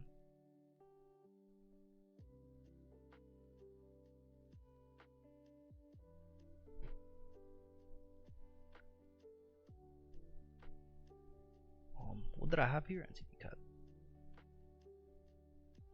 So NZD cat's not ready yet. Like I said, shit might break below.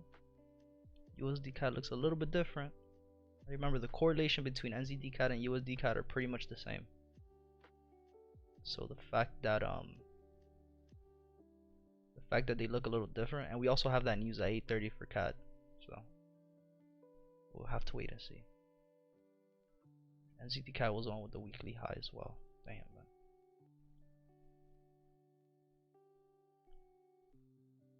Alright, let's see. We'll keep an eye on USD cat since it looks a little bit better than NZD cat, and we'll keep an eye on S&P since that's the one that looks good too. You got 9 minutes left.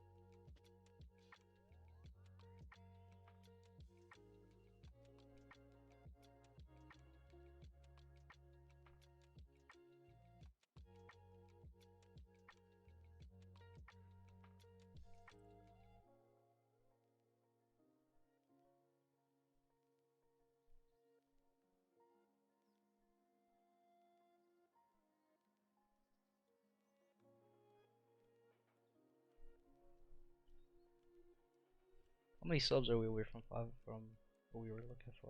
I mean, I kind of just closed out of my at 495. Alright, but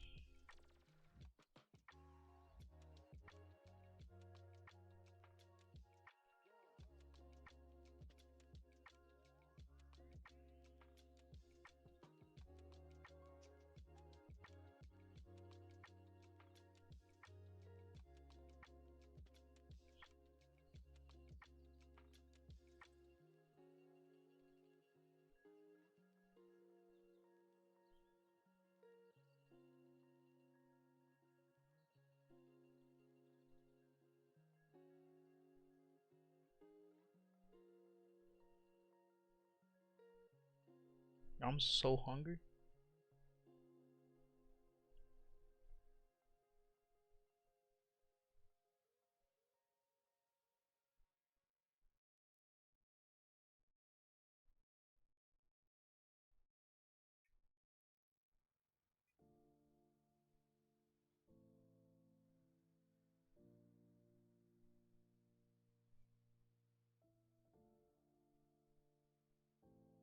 Yo, what's good with bro? Like, I again, I know it's all politics.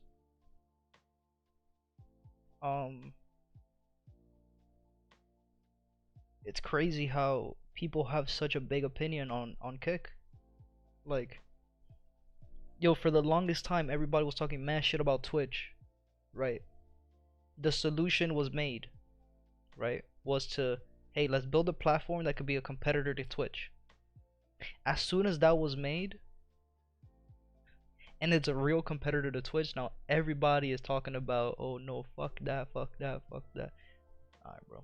Again, it doesn't matter. It doesn't matter what you do. Um, so always people are always gonna find the negatives to it. Like they're talking about, like, oh, it promotes gambling. Like, yo, who doesn't promote gambling? Like, are we gonna cancel the television now for promoting cigarettes that kill people? Are we gonna protest the Seminole casinos, Hard Rock Casino? It promotes it, and a lot of your favorite artists make music and do tours and go into that venue. Fuck out of here, yo. People just want to talk mad shit and they're so negative about everything, bro. Everybody, man, everybody. It's such a fucked up world that we live in, bro. So fucked up, man. Dude, and the people who like, yo, like Pokimane, like, dude, and it has to be the weirdos, man. Of course, it gotta be the weirdos who talk like that. Oh, if it gets rid of crypto, if it gets rid of gambling, like, dude, what are you talking about right now? You sound like a fucking idiot. You fucking sound like you're 50 years old and you have no clue what you're talking about. A little bit of research will tell you why that's a good thing. A little bit of research. Fucking idiots. That's why I don't go on. That's why I don't hop on Instagram or any fucking social media. Everybody's so negative, dogs. Just trying to promote people to get scared, promoting people to feel some type of way. That was so good. As soon as I quit gaming and I was like, I'm not doing this shit anymore. The year that I took off from all the social media, like I deleted Twitter. I didn't have Instagram. The only app that I got hooked on again was Twitter. But like Instagram, I barely use it. I use it now more than ever because now is when everybody wants to start sending me shit on there. And it's like, oh, you see this? I'm like, no, man. But I'll go look.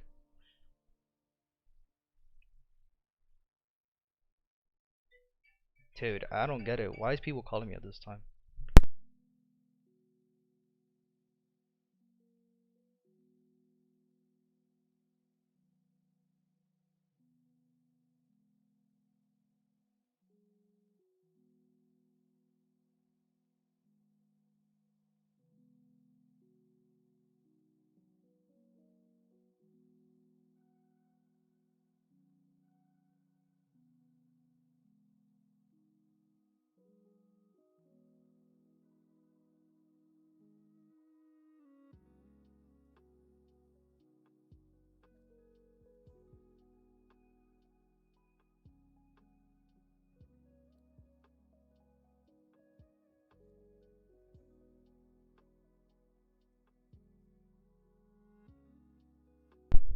Again, something simple as a fucking text message, man. Why are people calling me at this time, bro? Why are people calling me regardless? You know what I mean? That's fucked up. Nah, I don't mean that. Yeah, same. I just stayed to myself trying to get rich. Yeah, bro, that's all we could do, man. Literally all that we could do.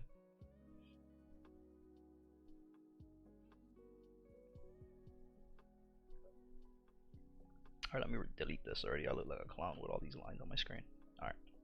Remember what we were saying, USD CAD, we're looking for price to break above, retest.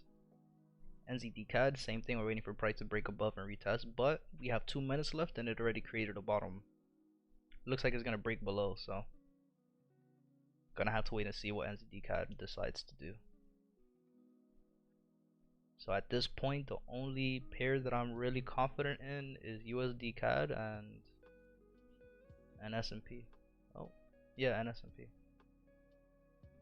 Right, the only thing with S&P is I want to see a deeper pullback.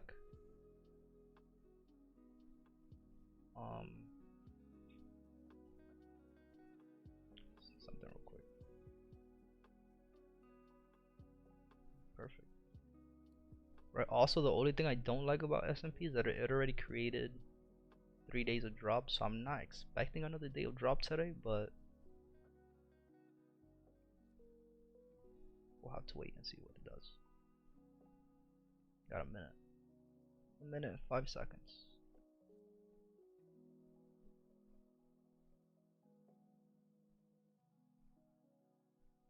Might be a dumb question, but what controls what the chart does, like how it moves? Well, like for example, if I wanted to condense the chart or make it bigger, like right here on the side, I just click on this and I move this, and then to just like look around in the chart, you just click and drag.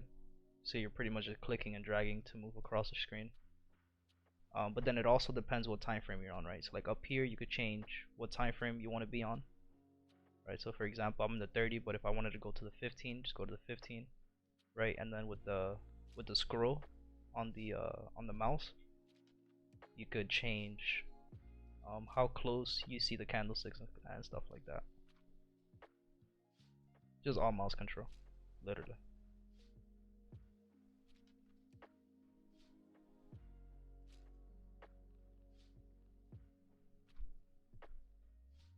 Alright, so 8:30, this is the CAD news. As you can see, price didn't close above. This next candle is an engulfing red candle to the bottom, accelerated. S&P closed below. That's good. Now we want to see a little retest of the top.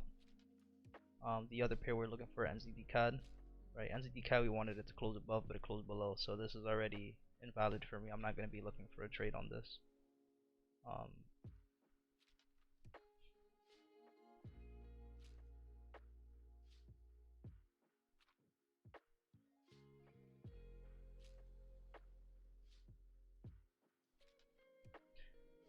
If I switch this to the low of the day, if we switch this line to the low of the day, price failed to break the low. So I'm gonna actually keep this like this, because ADR isn't, unless ADR gets hit or unless the low of here gets broken, I'm gonna look at it like this. Now if price decides to break or close below here, then I'm also done looking at it. But another look at it. GJ already did ADR as well. Euro USD is just faking everybody out still. Remember, I said this could be a 50-50 trade. At this point, if we would have taken this entry, again, our stop loss would be down here at 6 pips, but I'm not confident in this trade. So that's why I turned it off. And that was pretty much it. No other really trade. GE is the same thing as GJ. Looking for price to go up, but it went down. So we'll keep looking at NZD CAD, USD CAD, and S&P. So right now NZD CAD is not looking good. So we'll just keep an eye on S&P and USD CAD. So now you see here on S&P, you know, it gave us exactly what we wanted, right? It gave us a little break. Then this candle gave us a retest. I'm gonna fucking delete these lines. Hold on. Right? But again, why I don't want to take this entry, because of this. The fact that the candle, well, the fact that it didn't even give us a bottom wick or a top wick, it's a little weird. I'm not risking it. I want to see price pull up to the 200 EMA. That'll be the only valid entry for me here. We got the break, which is what we wanted. Now we want to see a retest. I want to see a pullback.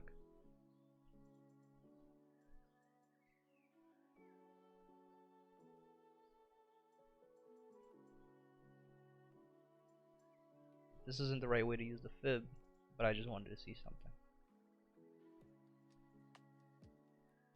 Nonetheless, I want to see a deeper pullback. I don't want to. This is too close for comfort. Doesn't make sense. I'm not gonna risk 60 pips, especially not on S&P. Damn. Okay. There you go. USD CAD news made a new low. Right. We had this high. This high gave us this low and this high. The low was broken, gave us a change of character, which gave us this high and this low. Now this low was broken. Right, so now we're trading between.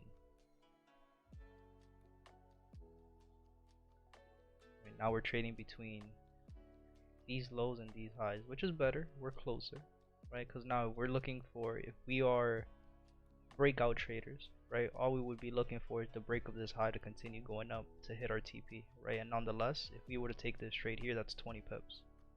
So 20 pip TP is not too bad. My bad. Yeah, but like the actual charts, like just world money. We talk about, man. Like the red and the green, like the candlesticks. Candlesticks are just there. Um, like you could change the colors of them. So like for example, if you go to color theme, you could change to light or dark. But also just going into the settings. Um, if you go to the settings and go to symbol, you could change, what color you want what to be. So like for example, the body candles, the borders, the wicks. If you want to change what colors the wicks are. So that's pretty much it. You could change pretty much all the colors you see here, the background, like how I have it gray, you could change that as well. But that's how you do it here. You just go into the chart, you right click on the chart, you go to settings, and then you go to symbol, and then you're able to change it.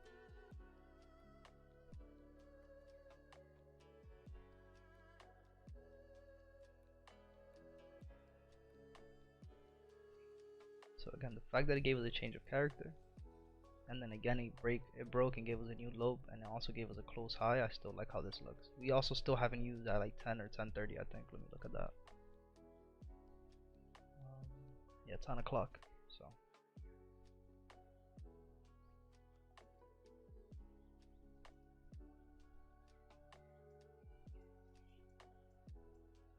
let's see. Man, this could all be the pre-market, pre-NYC session, right? This could be the liquidity grab to fake everybody out thinking that we're gonna go down, like I said before, but then in reality it fakes everybody out and goes up.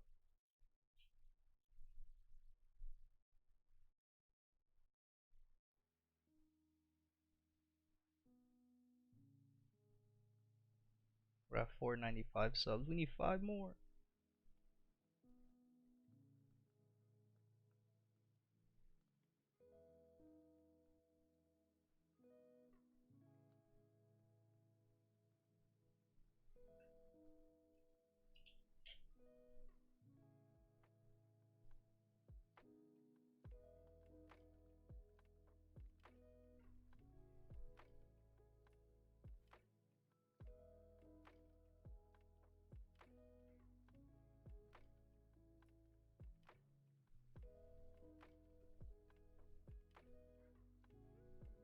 You know what I'm gonna do too? Actually, I'm gonna go in order with all the pairs again. So AUD, I'm gonna start from the top to the bottom for the ones that I was looking at. So AUD JPY. Right. This is one that I was looking for. The new low to be made. Looks good. The only thing I didn't like about it, to be honest, is where we're at in the pattern. Pattern looks good from the top to the bottom, right? We got change of character, push 1, pull back, push 2, pull back, push 3, right? Move was really given. The first entry was given here at 5 a.m. and then gave us another entry at 7 a.m. Everything made sense. Goes up to the 50 EMA, bounce off the 50 to continue going down. But I decided to not look at this anymore due to the also be looking for sales on GJ below the closure. Also looking RBAP.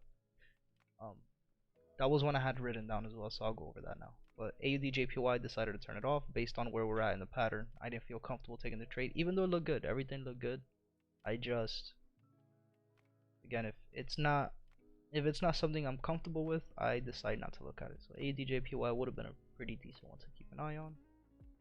AU gave us the low already that we were looking for, so I already, um, since it already completed the move before I woke up, I didn't, there was no entry opportunity for us there.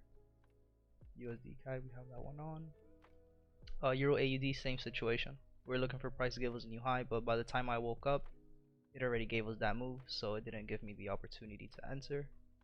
So Euro AUD was also a good one. NZD CAD is one we have on right now. Euro USD. Right, remember Euro USD is one that we had on to look for a new high, for the new weekly high. If right, we were looking at every possibility, right?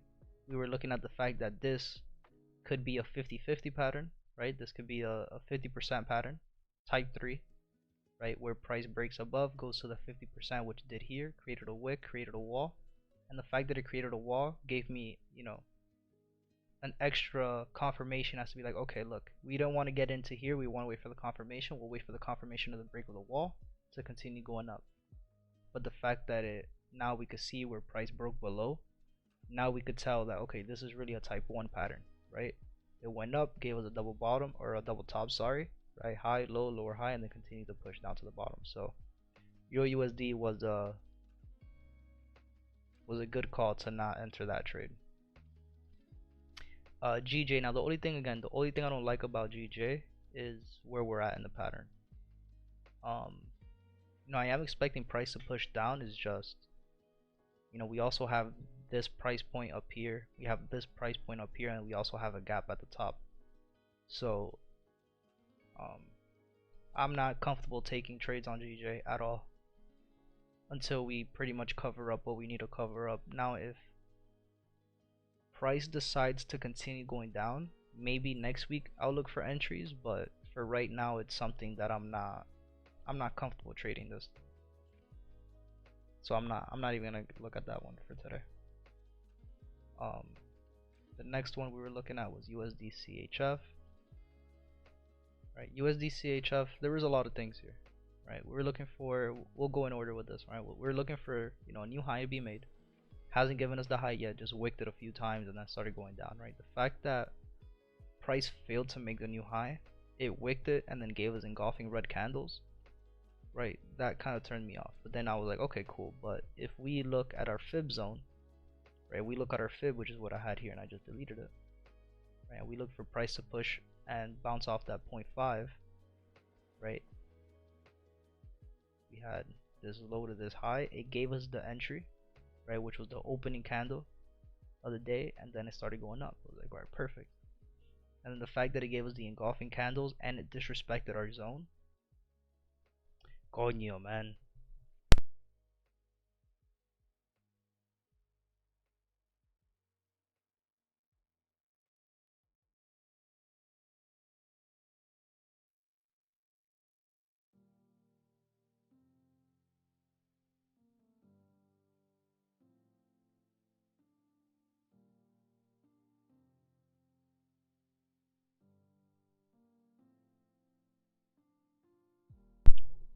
The fact that price kind of just disrespected my fib zone, that's another reason why I just decided not to look at it anymore. But then again, here, right, like we have a double bottom, it broke with an engulfing green candle, right? This could also be a retest. This red candle here could have been the retest to continue going up and give us a new high, but I'm not gonna look at it. It disrespected my rules, so I'm not gonna chase the trade, right?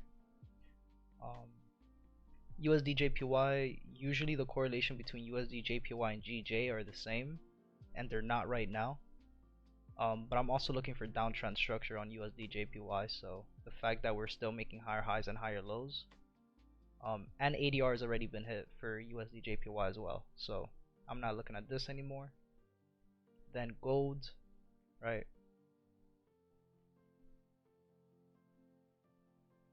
Gold already made the move. Holy shit. Right, gold already made the move. We're also in peak high territory, so it's another reason why I was like, I'm not comfortable taking this trade yet. So Gold, we're just waiting on gold. I'm not comfortable. And then oil, we're looking for a new low. Now oil's not a bad one to look out for. I just I'm not comfortable taking oil yet. I haven't really traded it that much. I have traded it, but what I don't like about oil right now is the 800 EMA. I've been, this is one thing where pretty much all my rules here are being respected. All of them except for the 800 EMA. And since I know the power that the 800 EMA carries, like that 800 EMA is brutal, bro. Like I've lost so many trades due to the fact that the 800 EMA was right on the price, and I just don't wanna. I don't want to take a risk on this trade, right? Because if we just look, right, we had high, low, lower high, lower low, lower high, right? These could be good trades, right? Even if we do the most simple trade, which would be the break of the low, which would be the break of the low, the retest, which would be a retest of the 200 EMA as well, which is what we're looking for right now in the pattern, right? To then continue go down and give us a third day of drop. I see that happening. But that 800 EMA, man, that shit kills it. That shit kills it. Real quick, let's look at what we're looking for here. So we got 16 minutes. So USD CAD is still good. Just didn't give us a closure below. So that's good. So USD CAD is still good to look for. NZD CAD, on the other hand, right, it did break below our zone, which was the first one, which was here. But then I moved it for the low of the day, which would be here. So NZD CAD is, you know what, we'll keep the oil on as well. NZD CAD might be one that I'm skipping out on until I see a change of character, right? So this is one we could turn off, right? So instead of seeing price break above here, so then give us a retest and continue going up, what I want to see on this one first is a change of character, right? So if price decides to make a new low and break here, our new high is here.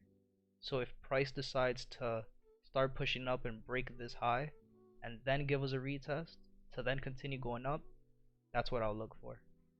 So for now, I'm turning off NZD CAD. So then our other one that we're looking for is just S&P, USD CAD, and US oil. Remember, S&P, I'm looking for a retest of the 200 EMA. I want to see price pull back up here for the reason that it gave us a red candle with no wick. I don't feel comfortable taking this trade here because our stop loss, if we were to take a trade here, right, our stop loss wouldn't be here. Our stop loss would have to be up here. And the fact that we'll be losing out on 60 pips on a trade that's not even 100% guaranteed due to the fact that we don't have a wick on this red candle is super risky. And you're, again, 60 pips on S&P is a lot. So I'm not looking for an entry until price gives me a pullback. And then oil, this is what I'm looking for oil. We're still in a change of character on the downtrend, so that's good. It gave us a pullback, which is good. The pullback that we were looking for too as well, because we had an imbalance here. The imbalance was from here to here, and you can see that it covered it completely, and then it started giving us lower low, lower high, lower low, lower high. Now the only thing that is not following is the EMA bounce. But the good thing is too that if we look at our break of structures, right, our break of structure that's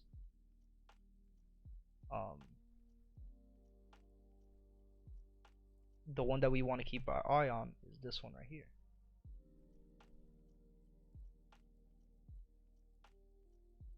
Right, so if price breaks below here, right, I want to see price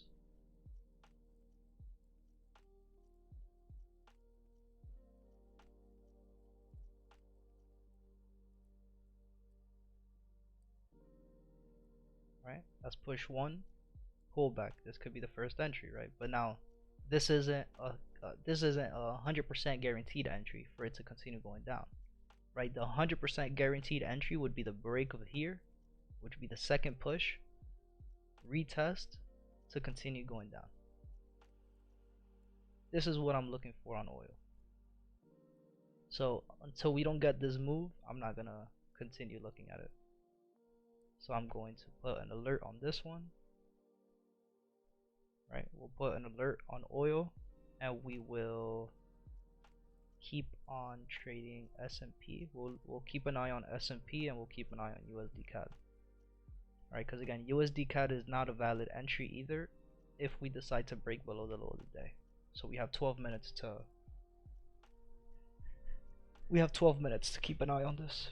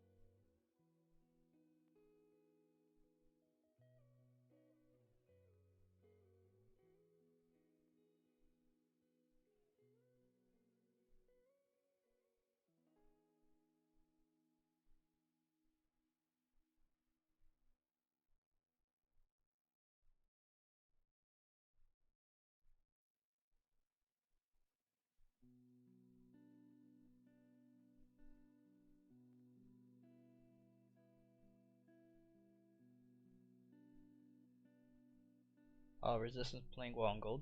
Let's take a look at it.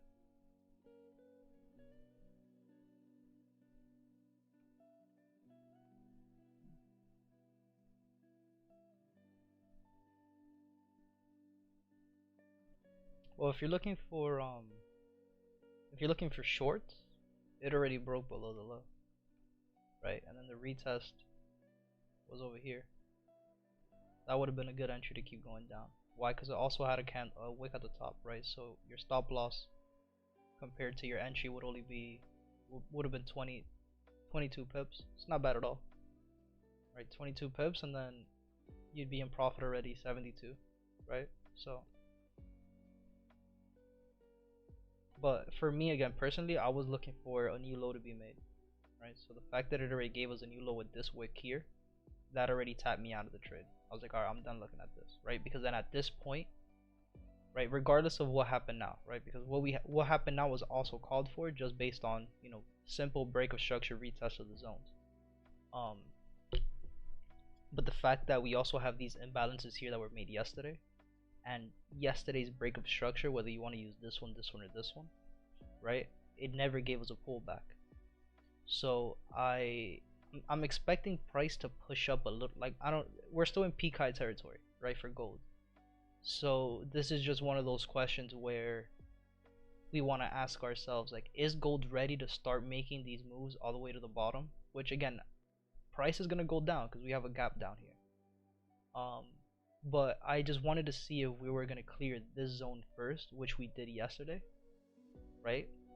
Or if we were gonna push up a little bit and cover this zone before we decide to start pushing down. Now, as soon as price starts pushing down, if we just, again, using another sense of confluence here, if we just keep looking to where it's going to be a lot, I'm not going to have space on trading view. There's more zones on the left side that need to be filled, is what I'm trying to get to. So this is a pair that I'll be comfortable trading once we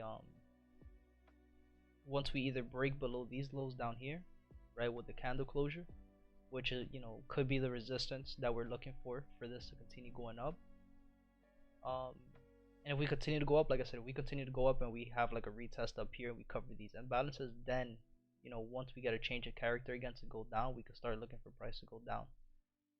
But for now, I'm either looking for price to break below here to continue going down, or I'm looking for price to go up and cover this zone before we start going down again.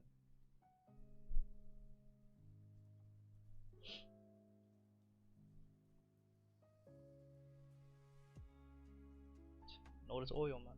It's crazy how this shit starts moving.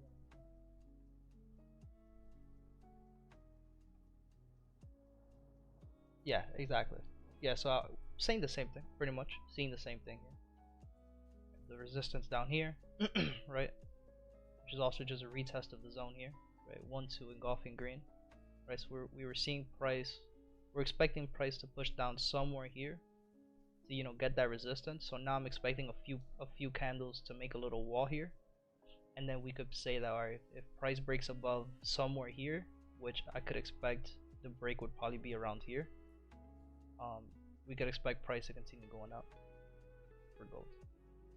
For oil, remember, we're looking for oil to go down, right? We're looking for price to break below this low.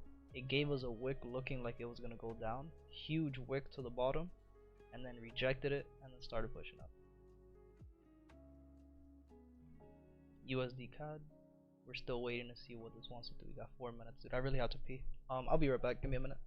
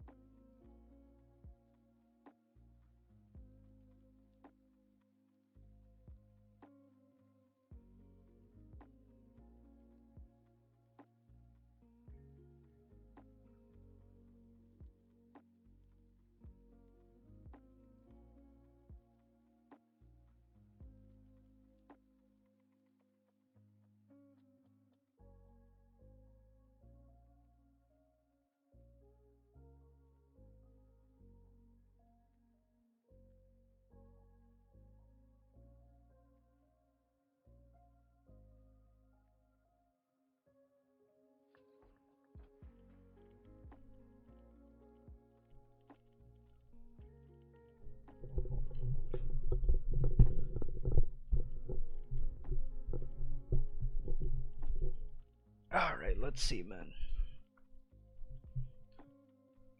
Man, I'm hungry. Remember, S&P, we're waiting for a deeper pullback. USD CAD, we're waiting for price to break above here.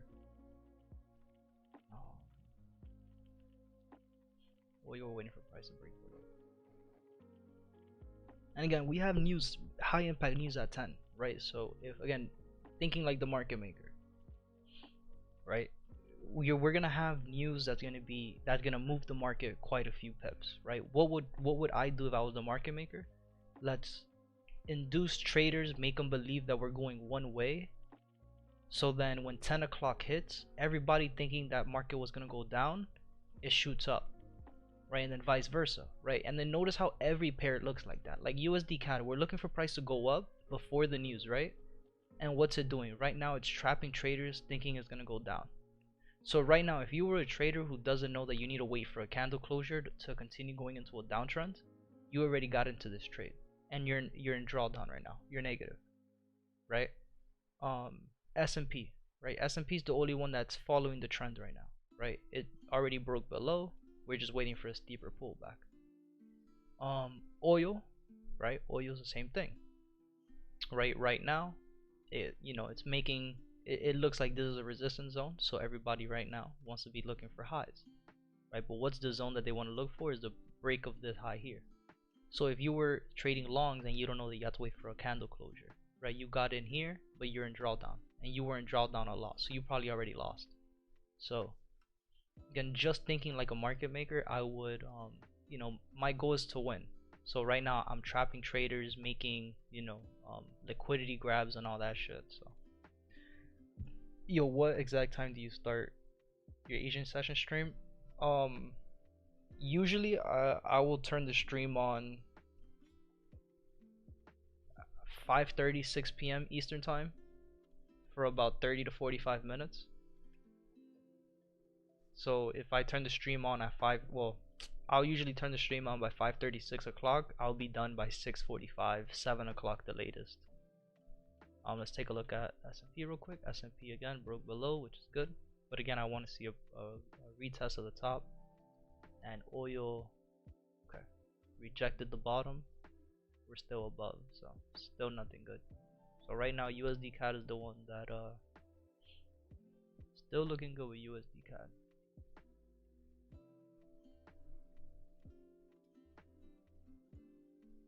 I have a pimple glowing here, man. That shit hurts. Fucking right on my forehead too. I haven't had a pimple on my forehead in a long ass time.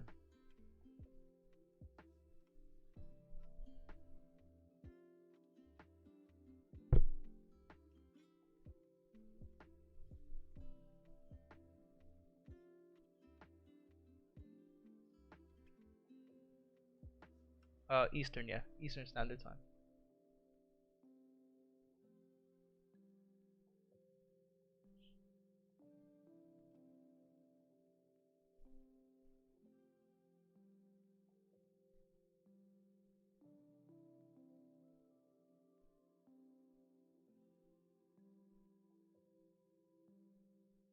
Right, because right now, if I were to be looking for GJ, I would enter right now. Facts to go down. But the move that we were looking for, which would just make a new low, was already made here. So if we were to enter here, right, which makes sense, peak high, if we're looking for downtrends, we're looking for 50 EMA. But again, peak high, I'm not entering any trades. If we lose this trade, there's two reasons why we lost. Number one, peak high territory. Number two, the move that needed to be made, which was just to make a new low, has already been made. Number three would also just be the ADR. ADR has been already hit. So the fact that it already hit ADR, it already made the low of the day, and we're in peak high, this is enough confluence for me to say I'm not entering this anymore. It already did what it needed to do. I'm done looking at it. So again, S&P, no clear entry, right? For me personally, just because of the wick, right? Because of this candle not having a wick, this entry for me was invalid. So no entry was taken. USD CAD, same thing. Right? USD CAD is faking everybody out, making everybody believe we're gonna go down. You know, made you believe that we're really gonna break, and then went right back up. So gotta be patient. Gotta be patient. We have NYC open in 28 minutes, right? 27 minutes. We have liquidity coming in from that, and then we also have news at 10 in the morning. Alright, so that 10 o'clock news, FOMC, and it's, you know, the fucking Mr. Powell is talking, so we know how that's gonna go. Then tomorrow, right? What I'm gonna try to do tonight too. I'm gonna wake up and I'm gonna turn the stream on at 3:15 in the morning Eastern, and I'm gonna trade all of this shit. Not trade, but I'm gonna mark my charts if there's during Asia session. If it looks good, if something looks good where I could be like, alright, we could probably take a trade, I'll turn the stream on for for London session, for ending of Asia, starting of London, and then we'll trade all this news from 3:30 to 7, and then from 7 to 10 a.m. pretty much, and then we'll see what we could do. And the same thing for Friday, right? The Euro pairs for Friday, right? Let's just talk about what's happening right now with Euro USD, right? Euro USD, I want to see a new weekly high. So the fact that Thursday and Friday have high impact USD and Euro news makes me believe that Thursday and Friday are going to be the days where we're going to get a lot of volume, right? And then again, keep looking at this pair, right? If we would have taken this trade here at the 50%, right, of the consolidation, right, again, our entry would have been hit, our stop loss would have been hit, right? Unless we had this low here, but that's 10 pips, I'm not risking 10 pips, right? I can't, right? My risk management on my funded account, I can't risk 10 pips. So what I'm looking for is just the previous wick, which would be this green one here, right? It would have gotten hit out, right? But right now, what price is doing is rejecting to break above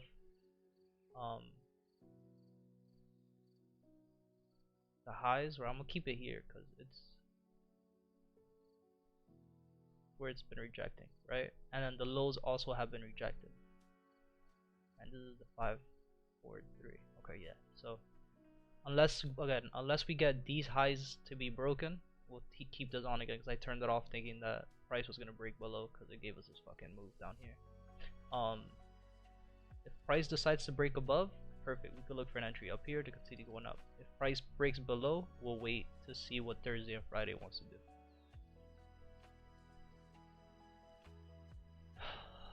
So S&P nothing, Euro USD nothing for now. USD CAD again nothing for now. We're waiting for price to break above here. Then oil, we're looking for price to break below. So USD CAD, if we could also switch our zones. Right, we could say that we're looking for a break above here, which would make sense, right? Because we have again a candle with no top wick. We want price to cover the zone. Either way, I think either of these zones work, right? Because we're looking for a retest of the 50 EMA anyway as well after the break. So I'm looking for a break, retest of the 50 EMA, to then continue going up.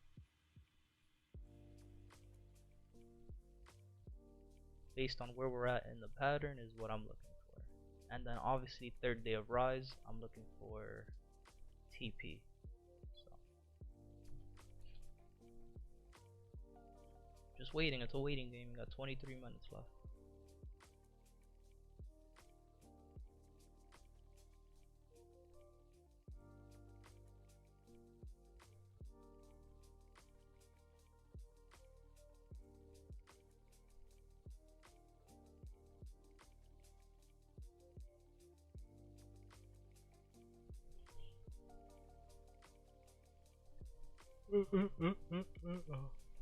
Man.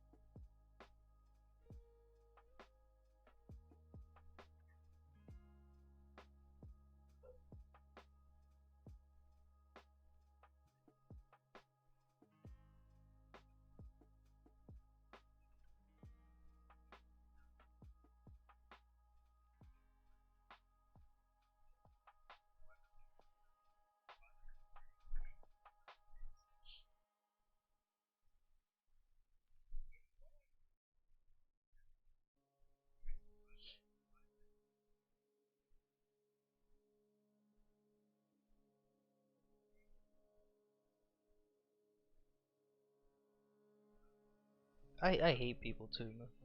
Social media is such a drug. Why are people counting this dude's pockets, man?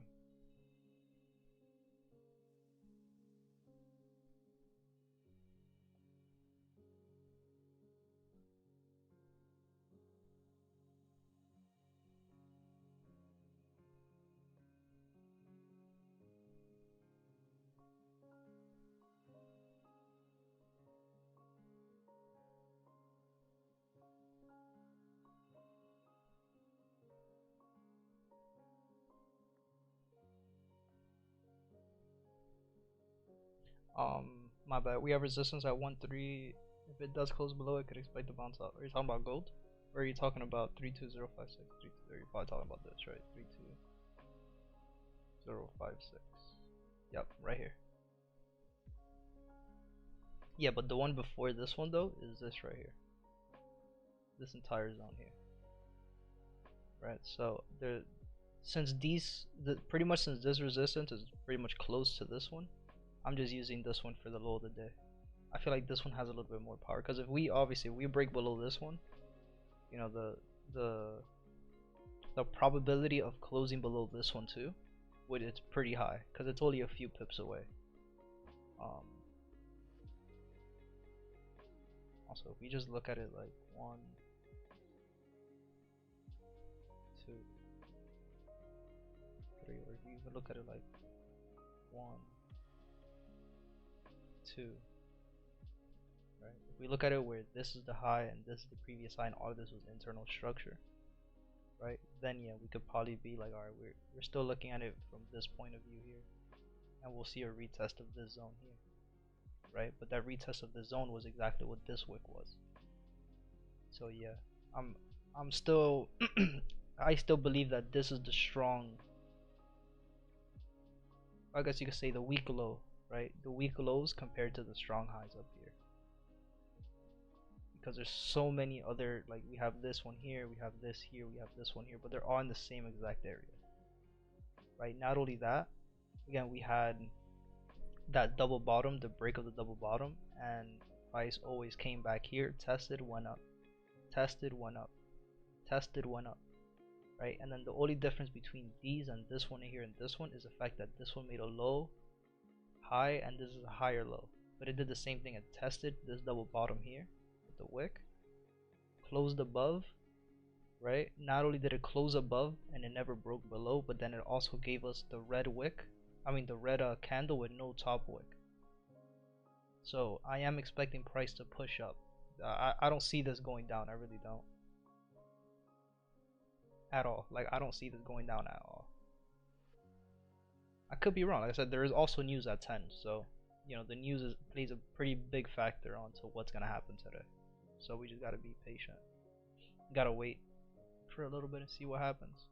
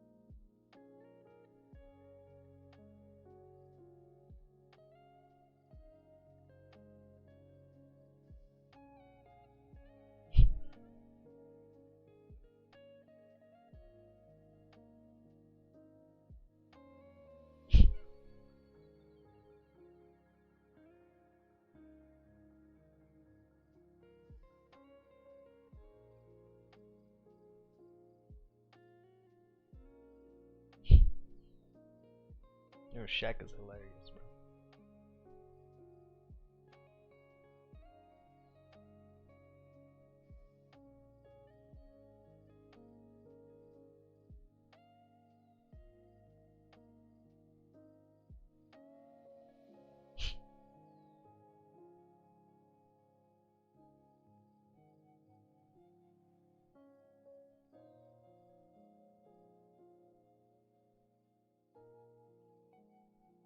By defect, I'm on TikTok. I just seen this.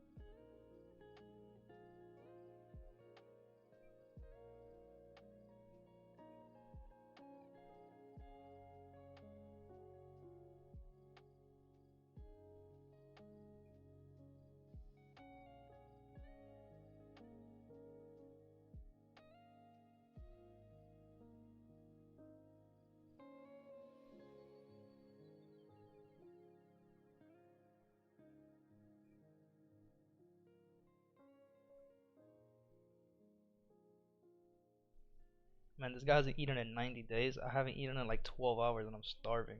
That shit would crazy.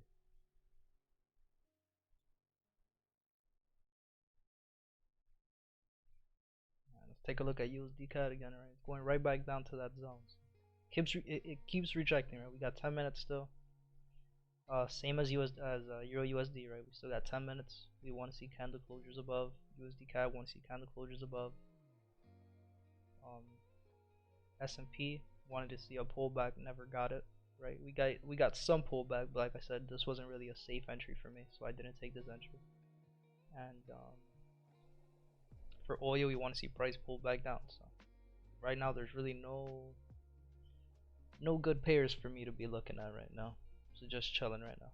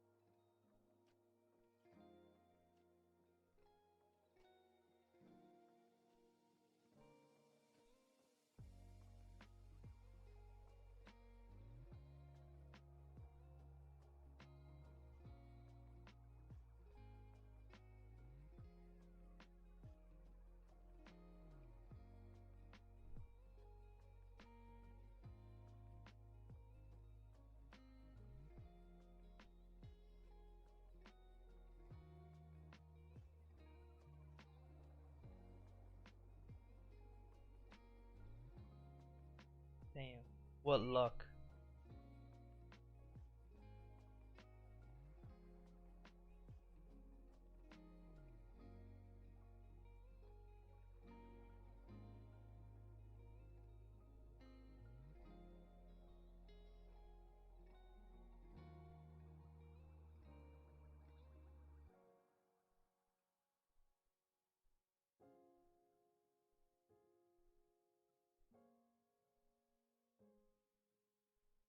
That's insane.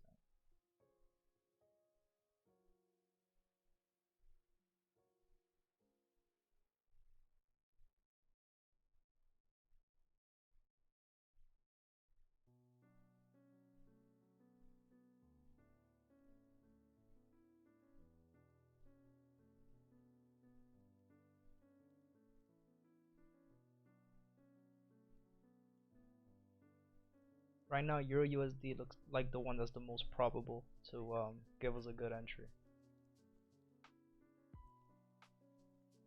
OU is still messing around. CAD is still messing around, right? Looks like it's gonna go down to this resistance, like you said, right? 7 minutes. Go back to we'll go back to these in 7 minutes. See how it goes.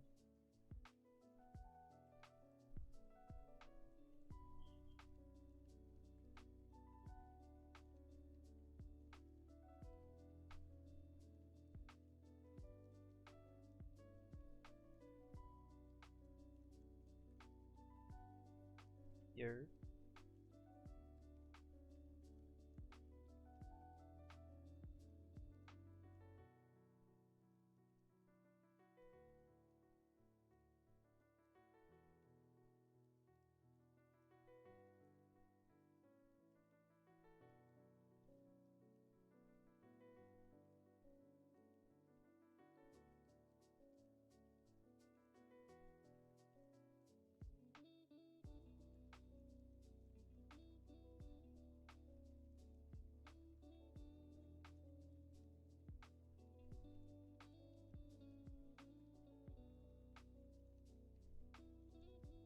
You're the goach. The goach.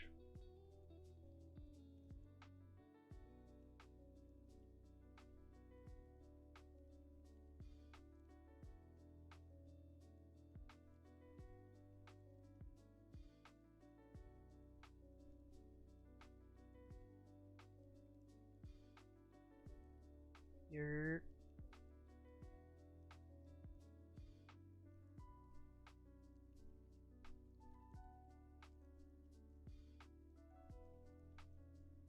so yeah, USD CAD in 6 minutes. If it closes below, I'm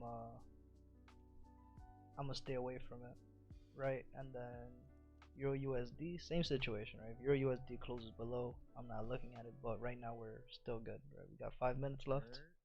If we close above, then we'll keep looking at this.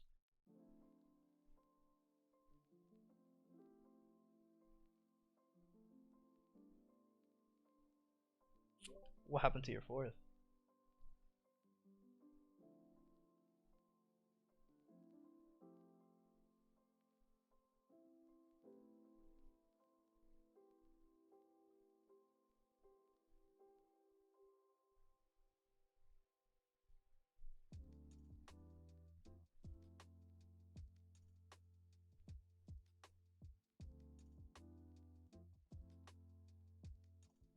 I don't want to get top 48 this last minute.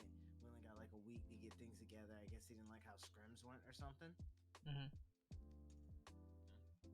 still think in the end we should have just kept the first kid and just found an org that could pay for him. So other kids just needed to step it up.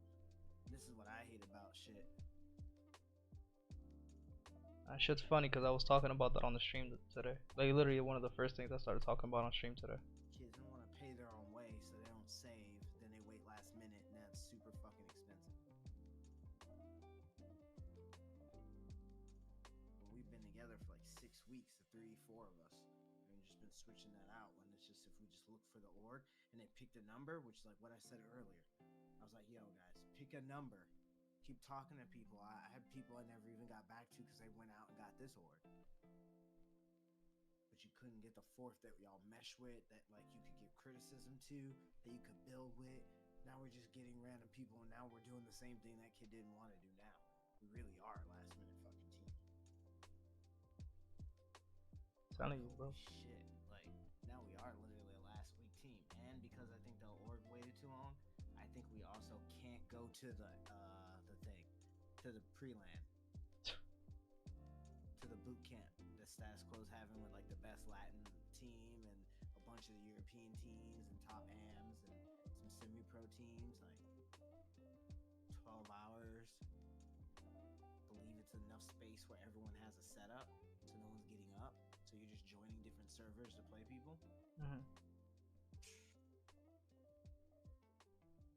We're gonna be showing up with people that just played on Xboxes and shit, probably, or just bland all day, comfy, warmed up, used to their small talk, all that. And we're gonna have to go play in probably one of the hardest tournaments ever with no fucking practice, in a game that needs a lot of fucking practice and coordination. It's nothing new, bro. At the esports world. Well, it's always been like that. So I can't even say as the esports world now, but Bro, when I'm telling same you, shit every year. I'm a little close to trying to see if I can just refund this shit, even if it's for $20, and just not go. I'm telling you, yo, Huh? I'm saying, like, yo, I'm telling you, bro, like, I'm you know, not this close to it. I understand the, you know, I understand the passion, right? Cause you know we all have it, we all had it at one point. But yo, when you have to Look, fucking, it just went up another 15-20%, almost damn near, dude. Hell nah. when you That gotta, check for that trip is a rent check too. I'm gonna have to throw on so many hours and so much money to go to this fucking trip for that shit. Like,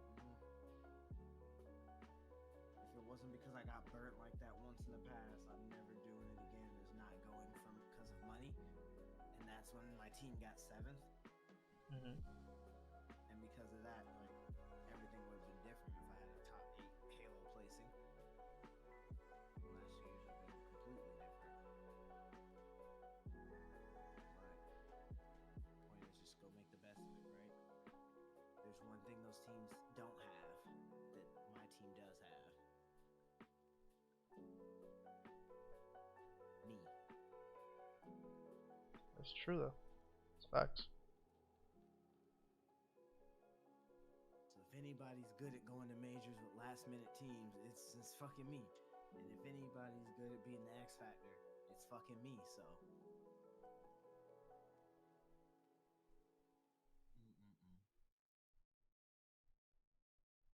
So I guess that's what I gotta do. Halfway there.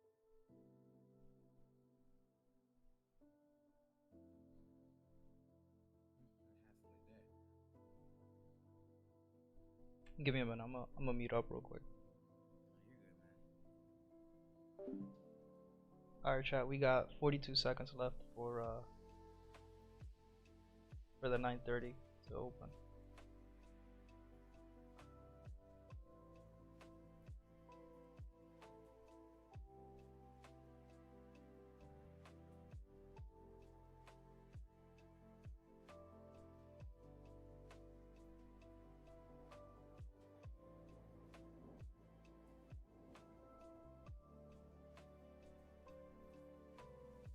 Cheers, cheers, man. Alright, we'll keep an eye on USD CAD. We got 3 seconds. We'll see where this candle wants to close. It closed below a little. Did it close right on the line? Alright, close below.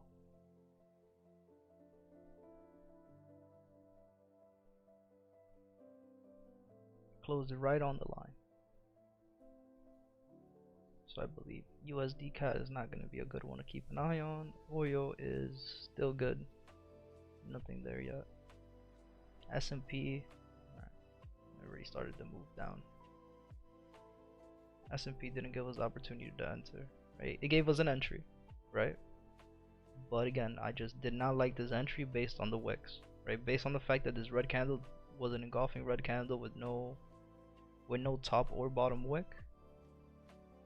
I was expecting price to give me a steeper pullback, right? Which would have made sense, right? Because I'm looking for price to bounce off to 200, right? To then go down. And then my entry would have been somewhere here. Stop loss would have been at the top of this wick here.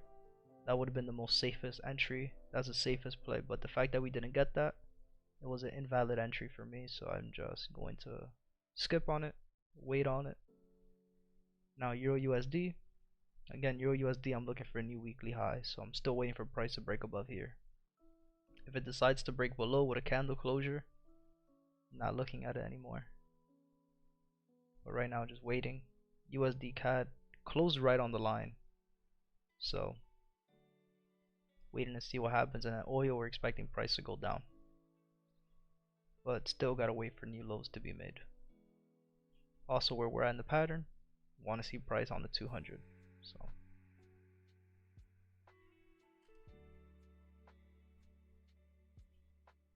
we'll see what happens.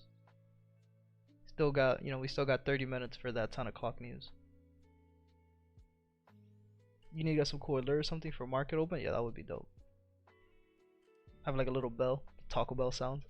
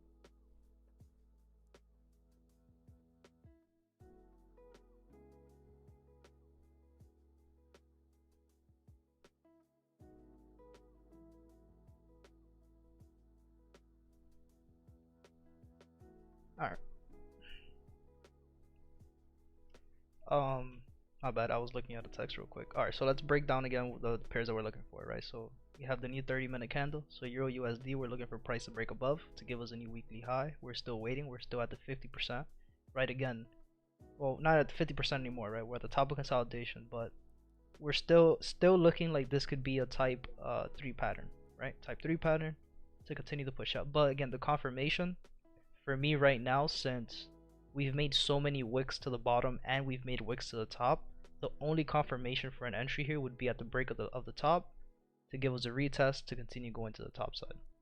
So nothing for me there yet.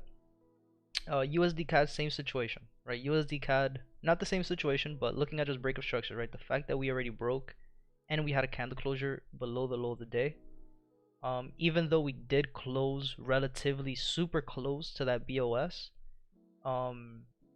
I just need some type of confirmation that we're going into an uptrend, right? Because now at this point, like we talked about earlier, right? The fact that we broke below here and we have so many other zones here that price could go down to, like if we break below here, if we break below here, even if we break below these two and we continue this just to grab liquidity, I don't want to get trapped trying to enter here just to get, you know, what would be our TP for the day, would be the high, right?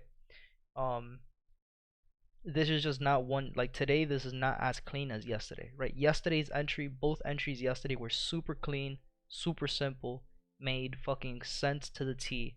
There was nothing that was like, oh, this could happen but this could happen. No, there's only one thing yesterday that we saw that could happen and it did exactly that.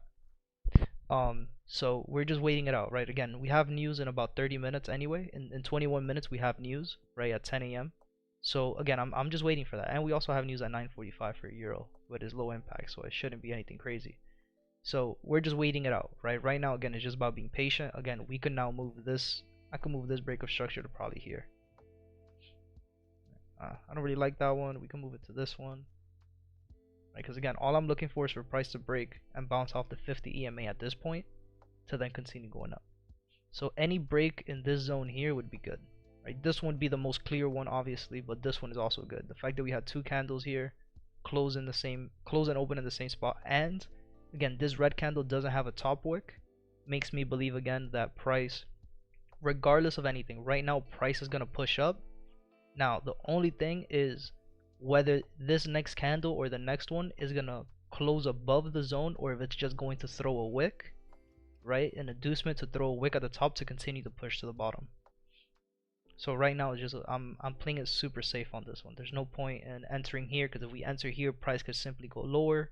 If we enter here, price could go up, give us a wick, close underneath the zone, and then continue to go down again because we have this red candle with no top wick. But if price closes above the zone, gives us a retest, right? If price closes above, retest, which would be also a bounce off the 50 to continue going up and give us a new high, that's 100% probability that we're going to win this trade. Same thing as yesterday. If we got in early yesterday, we were in drawdown. We could have been in drawdown, stop loss would have been hit, right? But if we wait for the confirmations and we follow our rules, we have a 95 to 100% strike rate on that. We just gotta wait it out, right? So again, Euro USD, nothing yet, right? We are expecting new weekly highs, but we're still not there. Price is still in this zone. And then oil, the other one that had, oh shit, you know, a new daily low, right? 2 days, looking for a new low today. Again, what did I say about why I just didn't like this entry, even though we were still making lower lows and lower highs here? Because of the 800 EMA, right? So this is what was another one where the only rule that wasn't being followed here, right, up until now, up until this green candle, the only rule that wasn't being followed was the EMAs, right? My 50% fib made sense, my entry on a lower time frame in the 15-minute time frame made sense.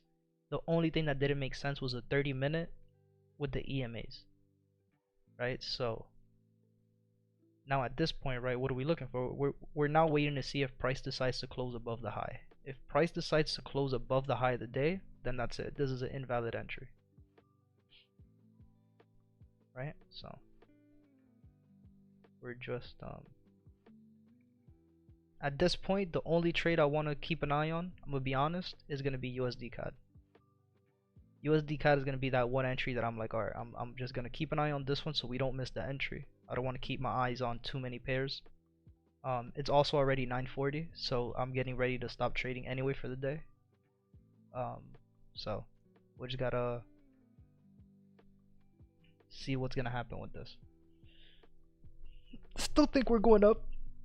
I don't honestly, I don't see this going short, but we'll have to wait and see what happens here with this in the next 17 minutes, right? And then it's also just the fact that during that time we're gonna have news coming out. It's gonna be a tricky entry. So I want to see what this next, like the next 10 minutes, I want to see this, pretty much this candle. I want to see what it's gonna do. You know, because even trading with the news, that's gonna be very we could get stopped out, right? Because price could fucking just plummet down, or it could just go up straight into profit. So who knows? Like today's gonna be one of those days where we're either gonna miss the entry and it's gonna go straight into profit, or you know, we get the entry but then the news pushes price the opposite way just to tap people stop losses and then go the other way. So there's a few things to keep into consideration with this right now. So right now I'm just being patient with it.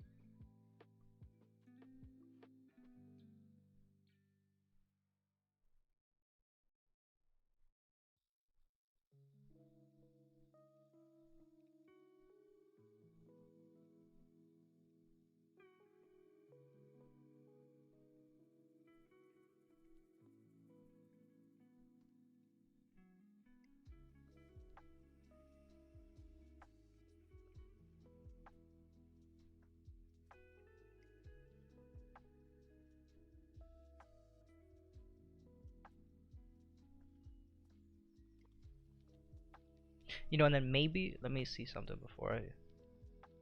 Alright, there's one other thing I want to see. We got 40 seconds.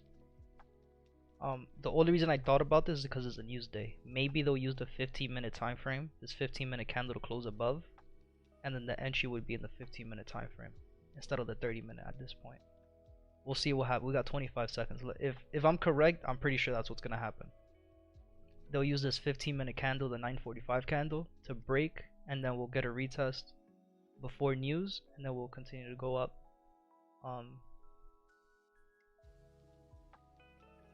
This is just a lot of volume for a 9:45 candle, right? From 9:30 to 9:45.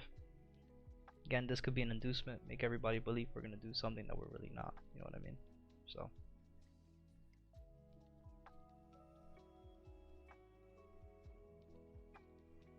The next candle is 10 o'clock candle, which is a news candle. So.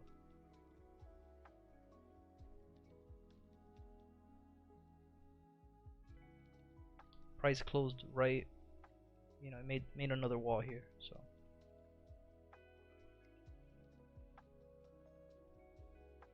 Now there's other ways to trade this that I've been able to see as of recently, but I'm not playing with that. Especially news, man. I'm good. I don't want to lose money. After such a good day yesterday, you think I want to lose money today? There's no way. Right? If we don't get an entry today, right? Oil, I'm done looking at oil. That's it. Hella green.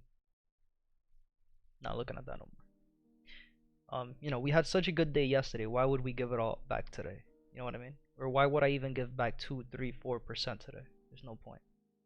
I'd rather chill out. We don't have a trading day today. It's all good. We'll wait for tomorrow.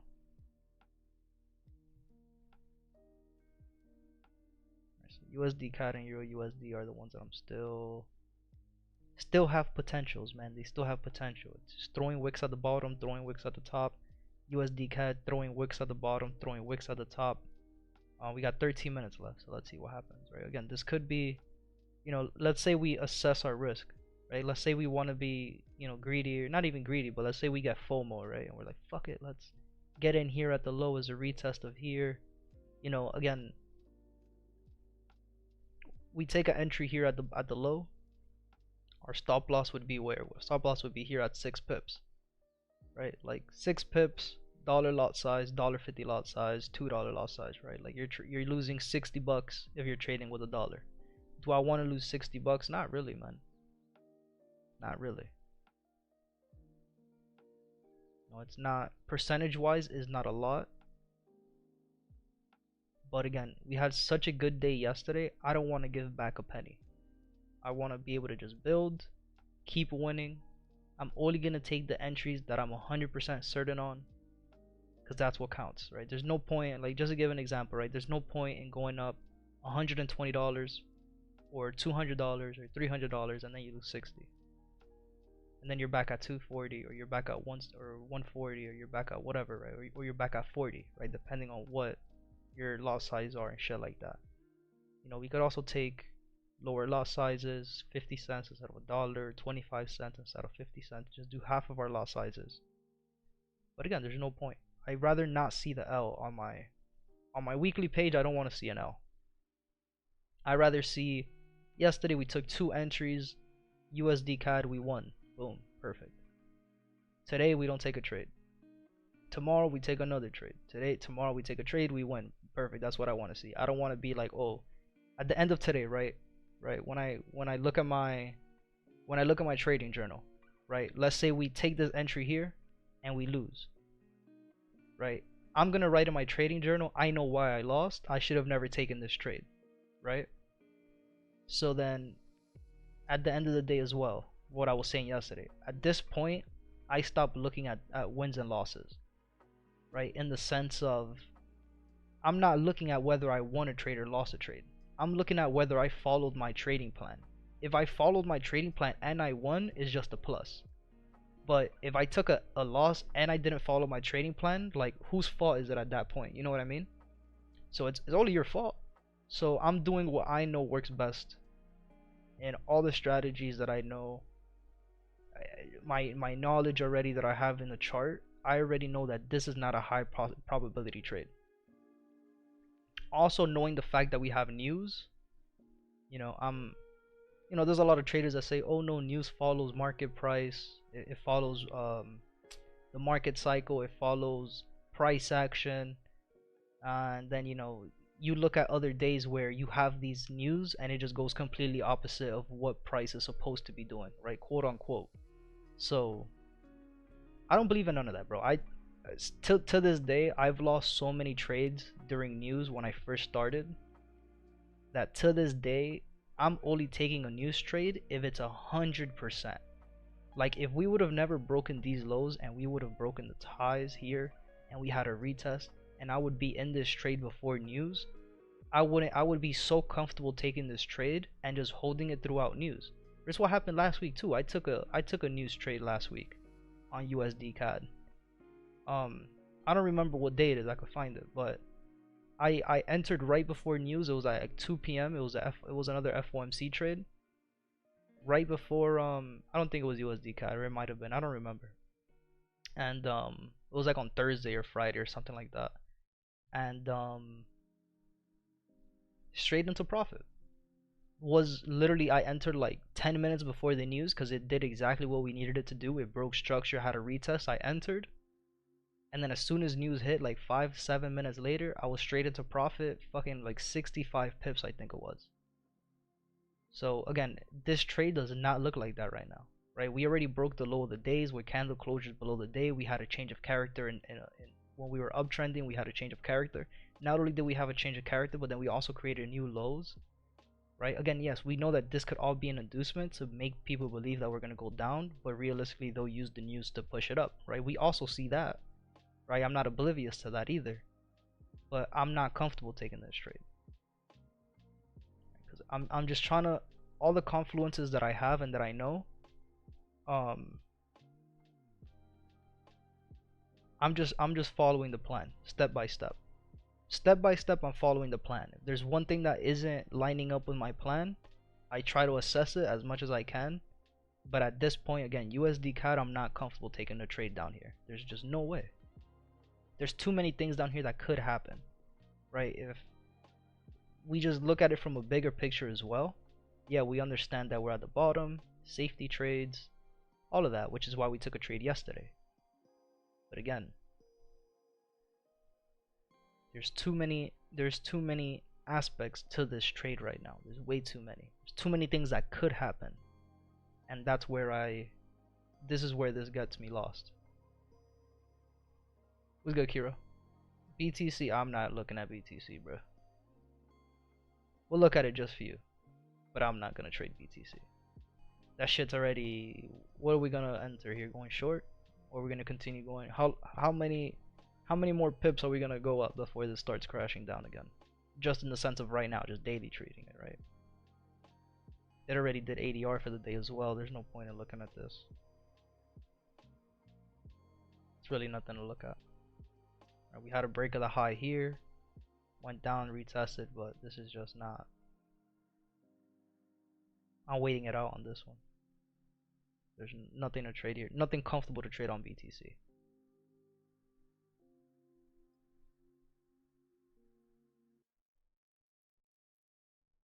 Right now it's up to USD CAD and Euro USD for me.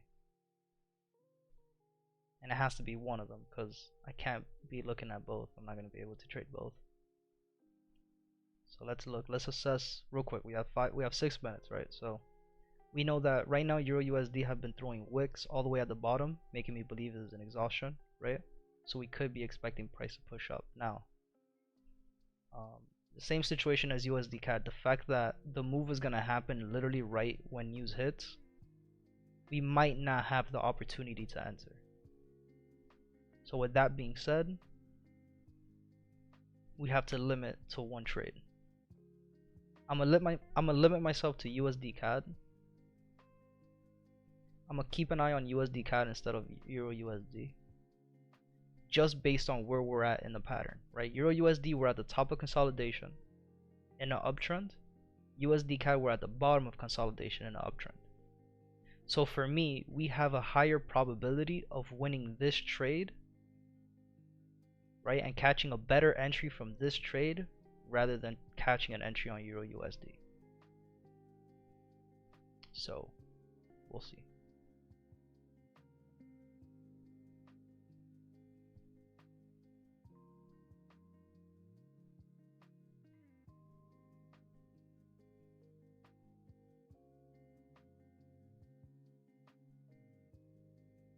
A lower time frame change of character was right here. We had this low broke, gave us this high broke, gave us a change of character, gave us this low down here, gave us this high here. Their change of character, right? We could say that any of these entries are good to continue going up. See, people who got uncomfortable and they got FOMO, look what happened. Boom, you enter here, you're already, get the fuck out of here. You think I'm gonna enter this trade, bro? I'm chilling. Stop loss would have been hit already. You're in drawdown already, 30 bucks trading with a dollar loss. You would have been down 50 bucks here. Think I'm gonna risk losing 50 bucks? Nah, bro. No way. No thanks. No thanks. Again, and the fact that this red candle closed right on the line. You think I'm gonna really risk taking this entry? No, man. Like, come on. We know better than that. Like, yeah, everything looks good, yo. Bottom of consolidation, 2 consecutive days, higher highs and higher lows up until here. No thanks. No gracias. I'd rather wait. I'm chilling off that. Right? But again, we're not going to be ignorant to what this could be. This could just be, right? What this could be. This could be market makers trapping traders, right? Creating the inducement, thinking that we're going to continue to go down to then push the price to go up, right? This could be the liquidity grabs. This could be all of that, right? And we know that because of the previous break of structures, the previous and upcoming BOSs if we continue a downtrend. There's a whole bunch of things to take into consideration. But again, I have no valid entry until I see price break above the zone, give us a retest, and then continue going up.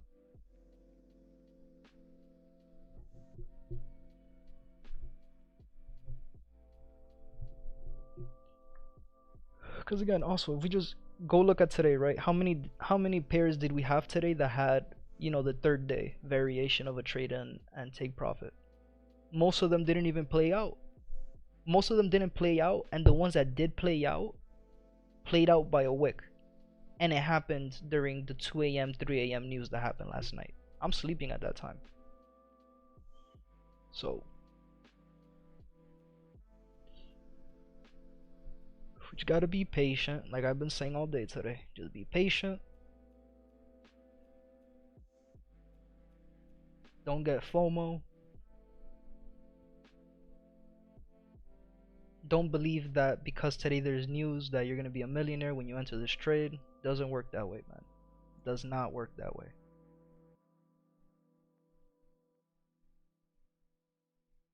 Boom. Look, Euro USD. I said USD kind of looks a little bit better, but the fact that Euro USD is already above the zone makes me a little bit more comfortable, but a little bit more comfortable is not enough.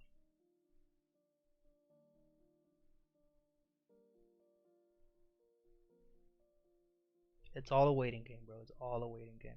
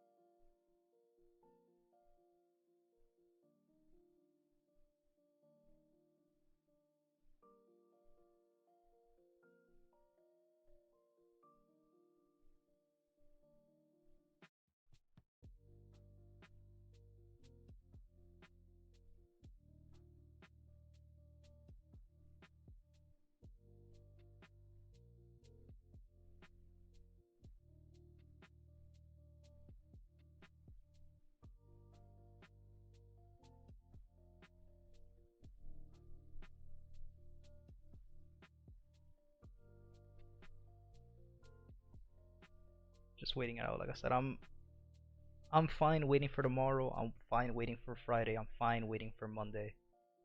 Right? So if we don't take a trade today, it's all good, man. We took a trade yesterday. We took a trade Friday.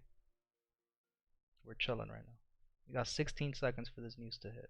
Right? Let's see what went back. Right? Euro USD looks like, again, Euro USD looks like the most probable trade. Right? Euro USD looks like the best trade to take right now. Not to enter right now, but like to keep an eye on.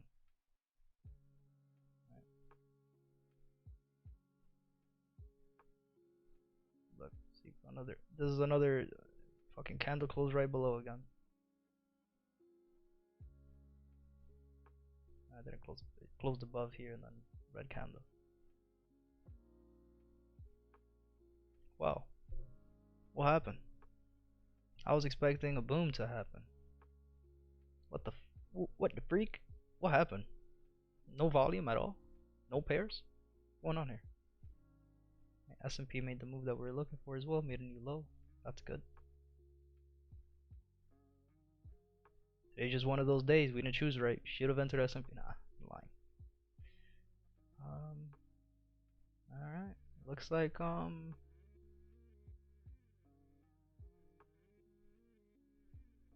looks like the market maker forgot to turn the switch on today or something. What's going on? Fucking stock market didn't wake up today?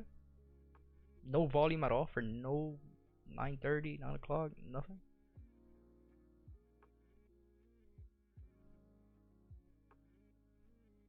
I guess we'll give it a few minutes here, but that's very weird, very fishy. What's going on?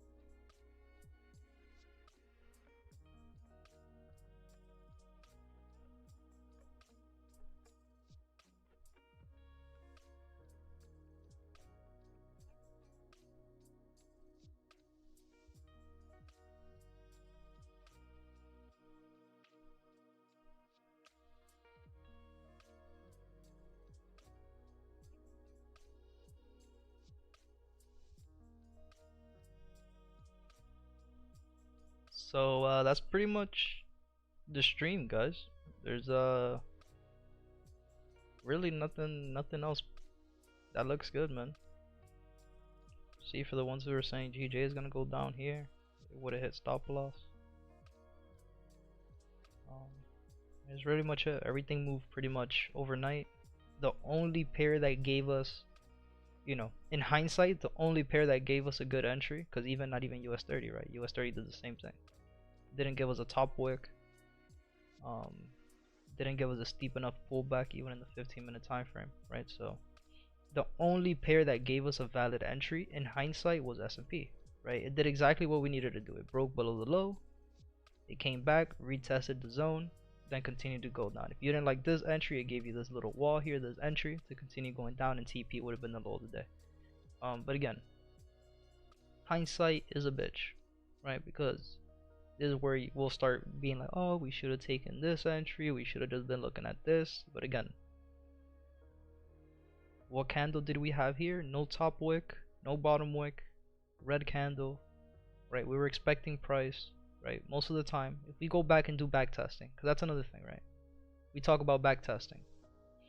You know, if we go back and we back test 8 out of 10 times, we would get a steeper pullback, a way better entry to then continue going into profit, right? So this is why this entry was not valid for me. There was too many risks going on in that trade, right? Same thing with USD CAD. Why aren't we looking for buys here? Because we already see these zones happening. We see price breaking below. We see price gave us a change of character. We see it continuing to break lows. Why would I enter going long if price is just making continuations going short? You know what I mean? Like, it doesn't make sense. No matter how we want to paint it, no matter what we want to say, price is breaking lows. So there's no point, right? There's no point in looking for buys here when we know price could continue to push down unless we start breaking highs, right? Same situation with Euro USD, right? Euro USD just looks a little better. So at this case, right, 10 o'clock, we'll keep the stream on for a little bit because we still have a few pairs to look for, right? The only pair that looks decent for me, again, is Euro USD right now. If we miss this USD CAD trade, whatever, right? I'm not going to trip over 30 pips when Euro USD has 50, right? Let's see, how many pips does Euro USD have? 40 pips, right? Compared to only 10 more, but you guys get the drift.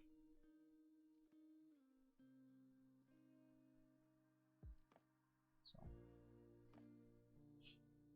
now with Euro USD, we just gotta be patient with this one again, right? We're waiting for price to break above, retest to continue going up. So for me, this is the only trade that makes sense right now to keep an eye on. I'm only gonna be here. I'll probably be here till 11:30. Depends on what these next 30-minute candles want to do. So just gonna be chilling.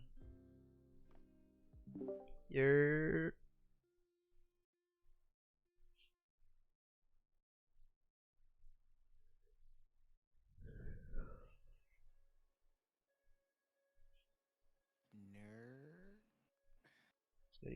still streaming, by the way, but not a lot of movement, so chilling right now.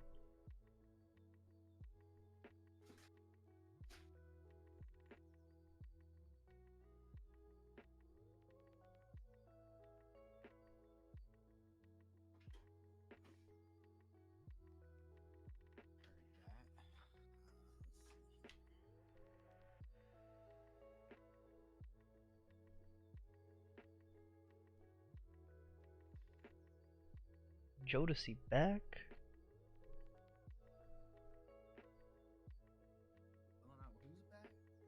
I knew you were gonna say some wild shit. Chill up, bro. News coming in, right? News already came in already. News was at 10 a.m. The news that we were waiting for was 10 a.m. Didn't do anything to the market, so at this point, the only other thing we're looking for is waiting to see if Euro USD wants to have like a delayed push. You know, like that's pretty much it. A delayed push maybe happens at 11. You know, the other times that market has a little bit of volume is 12 p.m. right? 12 p.m. to 2 p.m. we could see some type of volume coming in. But for right now, this is pretty much done. I don't really have any other entry criterias right now. Price is just consolidating at this point. So we'll see. We'll have to see what this wants to do. Same thing with USD CAD and everything else. Pretty much they all did the same thing. USD CAD has we had this low for USD CAD. Right now, obviously it's still, with these two candles here, we did close below. So we'll have to see. We'll have to see how this looks later today. At this point, I'm done trading USD CAD though. At this point, we'll start looking at it again during the Asia session. The only one that looks decent to keep looking at, just keep an eye on, is Euro USD. So that'll be the ones that I'm looking for. But I'll keep the stream on for another like 30 minutes, 10:30. I'll give it till the next 30-minute candle. If it doesn't break above and we don't get an entry, then I'll turn the stream back on tonight for the Asian session.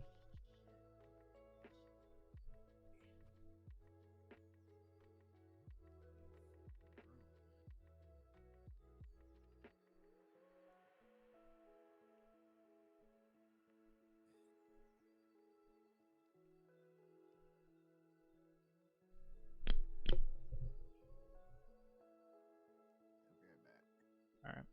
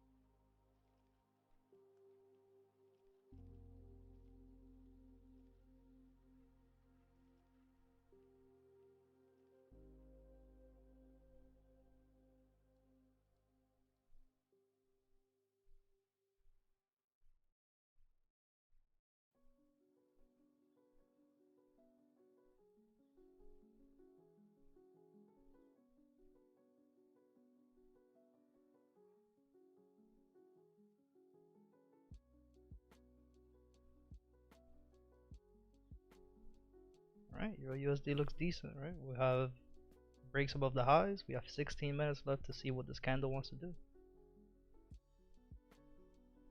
Candle closes above. We want to see price push back down, give us a retest, and then give us the entry to go to the motherland.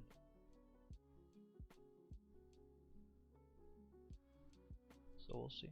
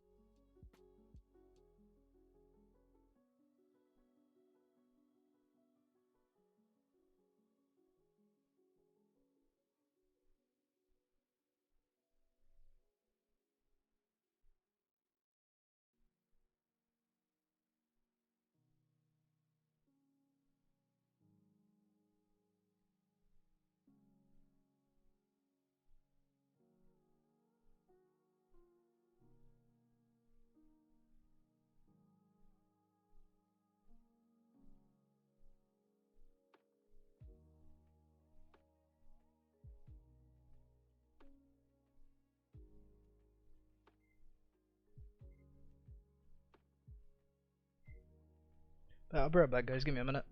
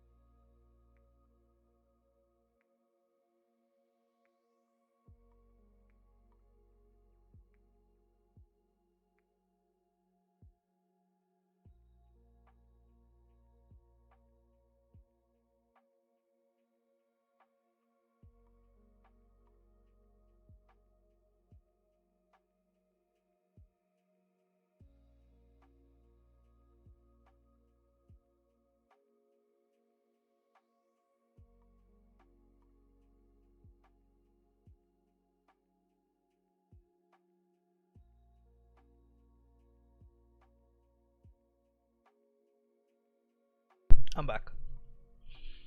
Alright, Euro USD, let's see. We got 9 minutes. Are we gonna get this break and a retest, or are we just gonna go straight into profit? Who knows, right? Let's see.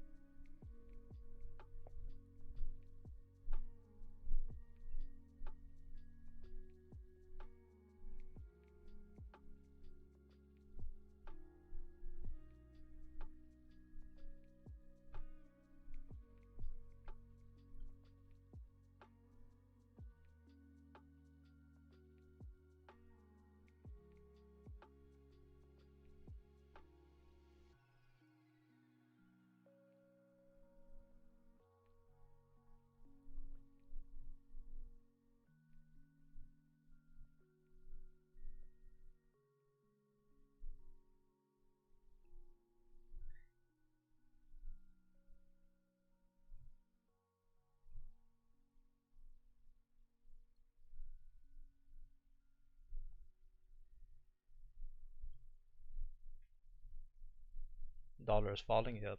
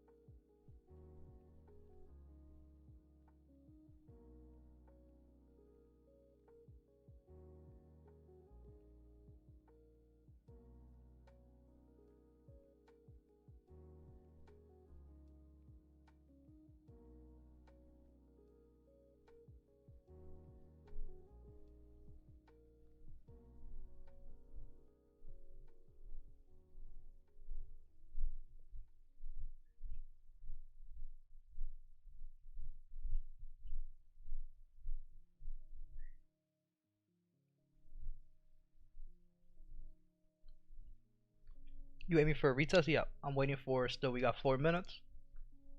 Once price breaks above, if it gives us a nice retest, right, anywhere within this zone, I'm expecting a price. Realistically, I want to retest about here, but I could see a retest about here, the top of the wick, right somewhere here. Stop loss would be about 7 pips to go right back up and give us a new. Not only is it the high of the week, but it's also correlates with the ADR for the day. So let's see what it decides it wants to do here.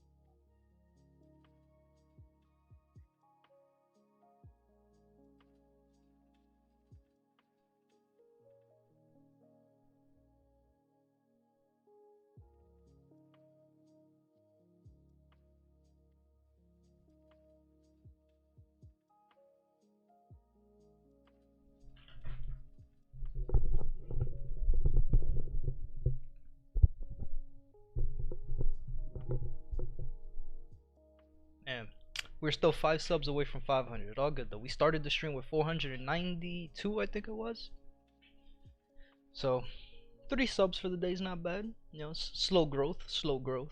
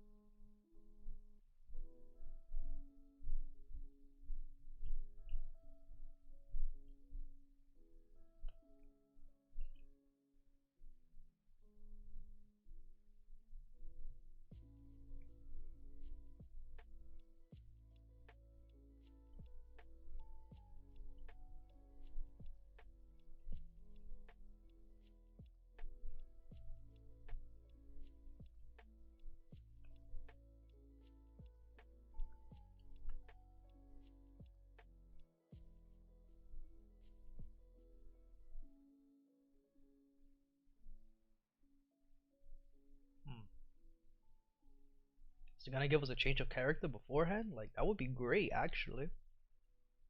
Price gives us a change of character, dude. We have we'll have a new high with this low.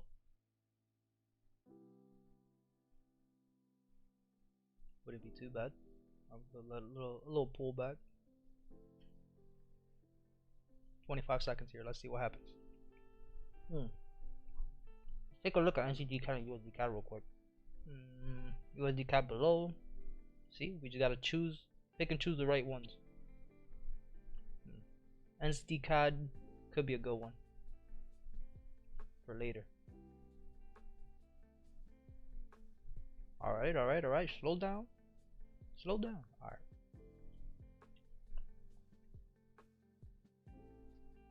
It's not gonna give us a retest, ladies and gentlemen.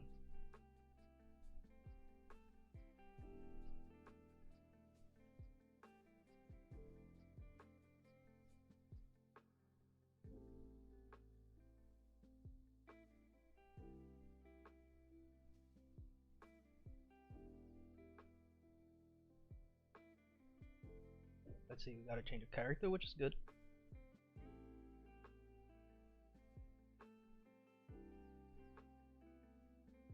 Change of character happened, we got a low. So now we're trading between this high and this low. We're expecting price to break above here, looking for a retest, but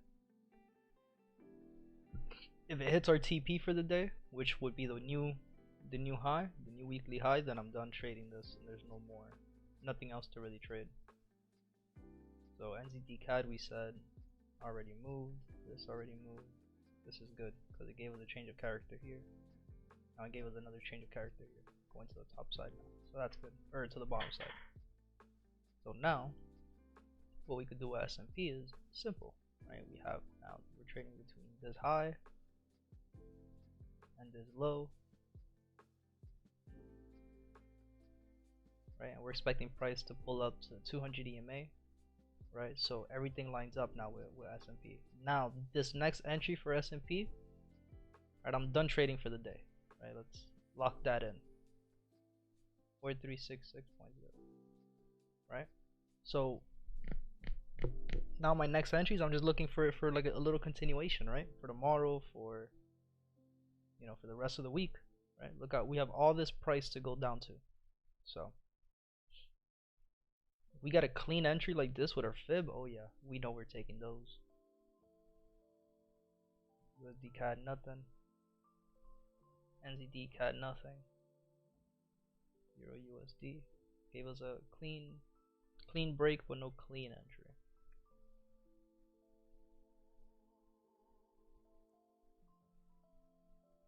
Alright, ladies and gentlemen, I'm out of here. I'll be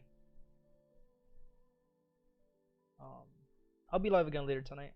I'll be on during the Asia session stream. We'll break down these pairs, but that's pretty much it. Totally missing like 2 pips from TP. Literally 1.8 pips, 2.1 pips away. So I'm not expecting this to really go down that much to go right back up again. But yeah, it doesn't have a top wick, so we could be expecting this to give us a nice pullback, and we could potentially be looking for another entry later today, or going into tomorrow. So yeah, but I appreciate y'all.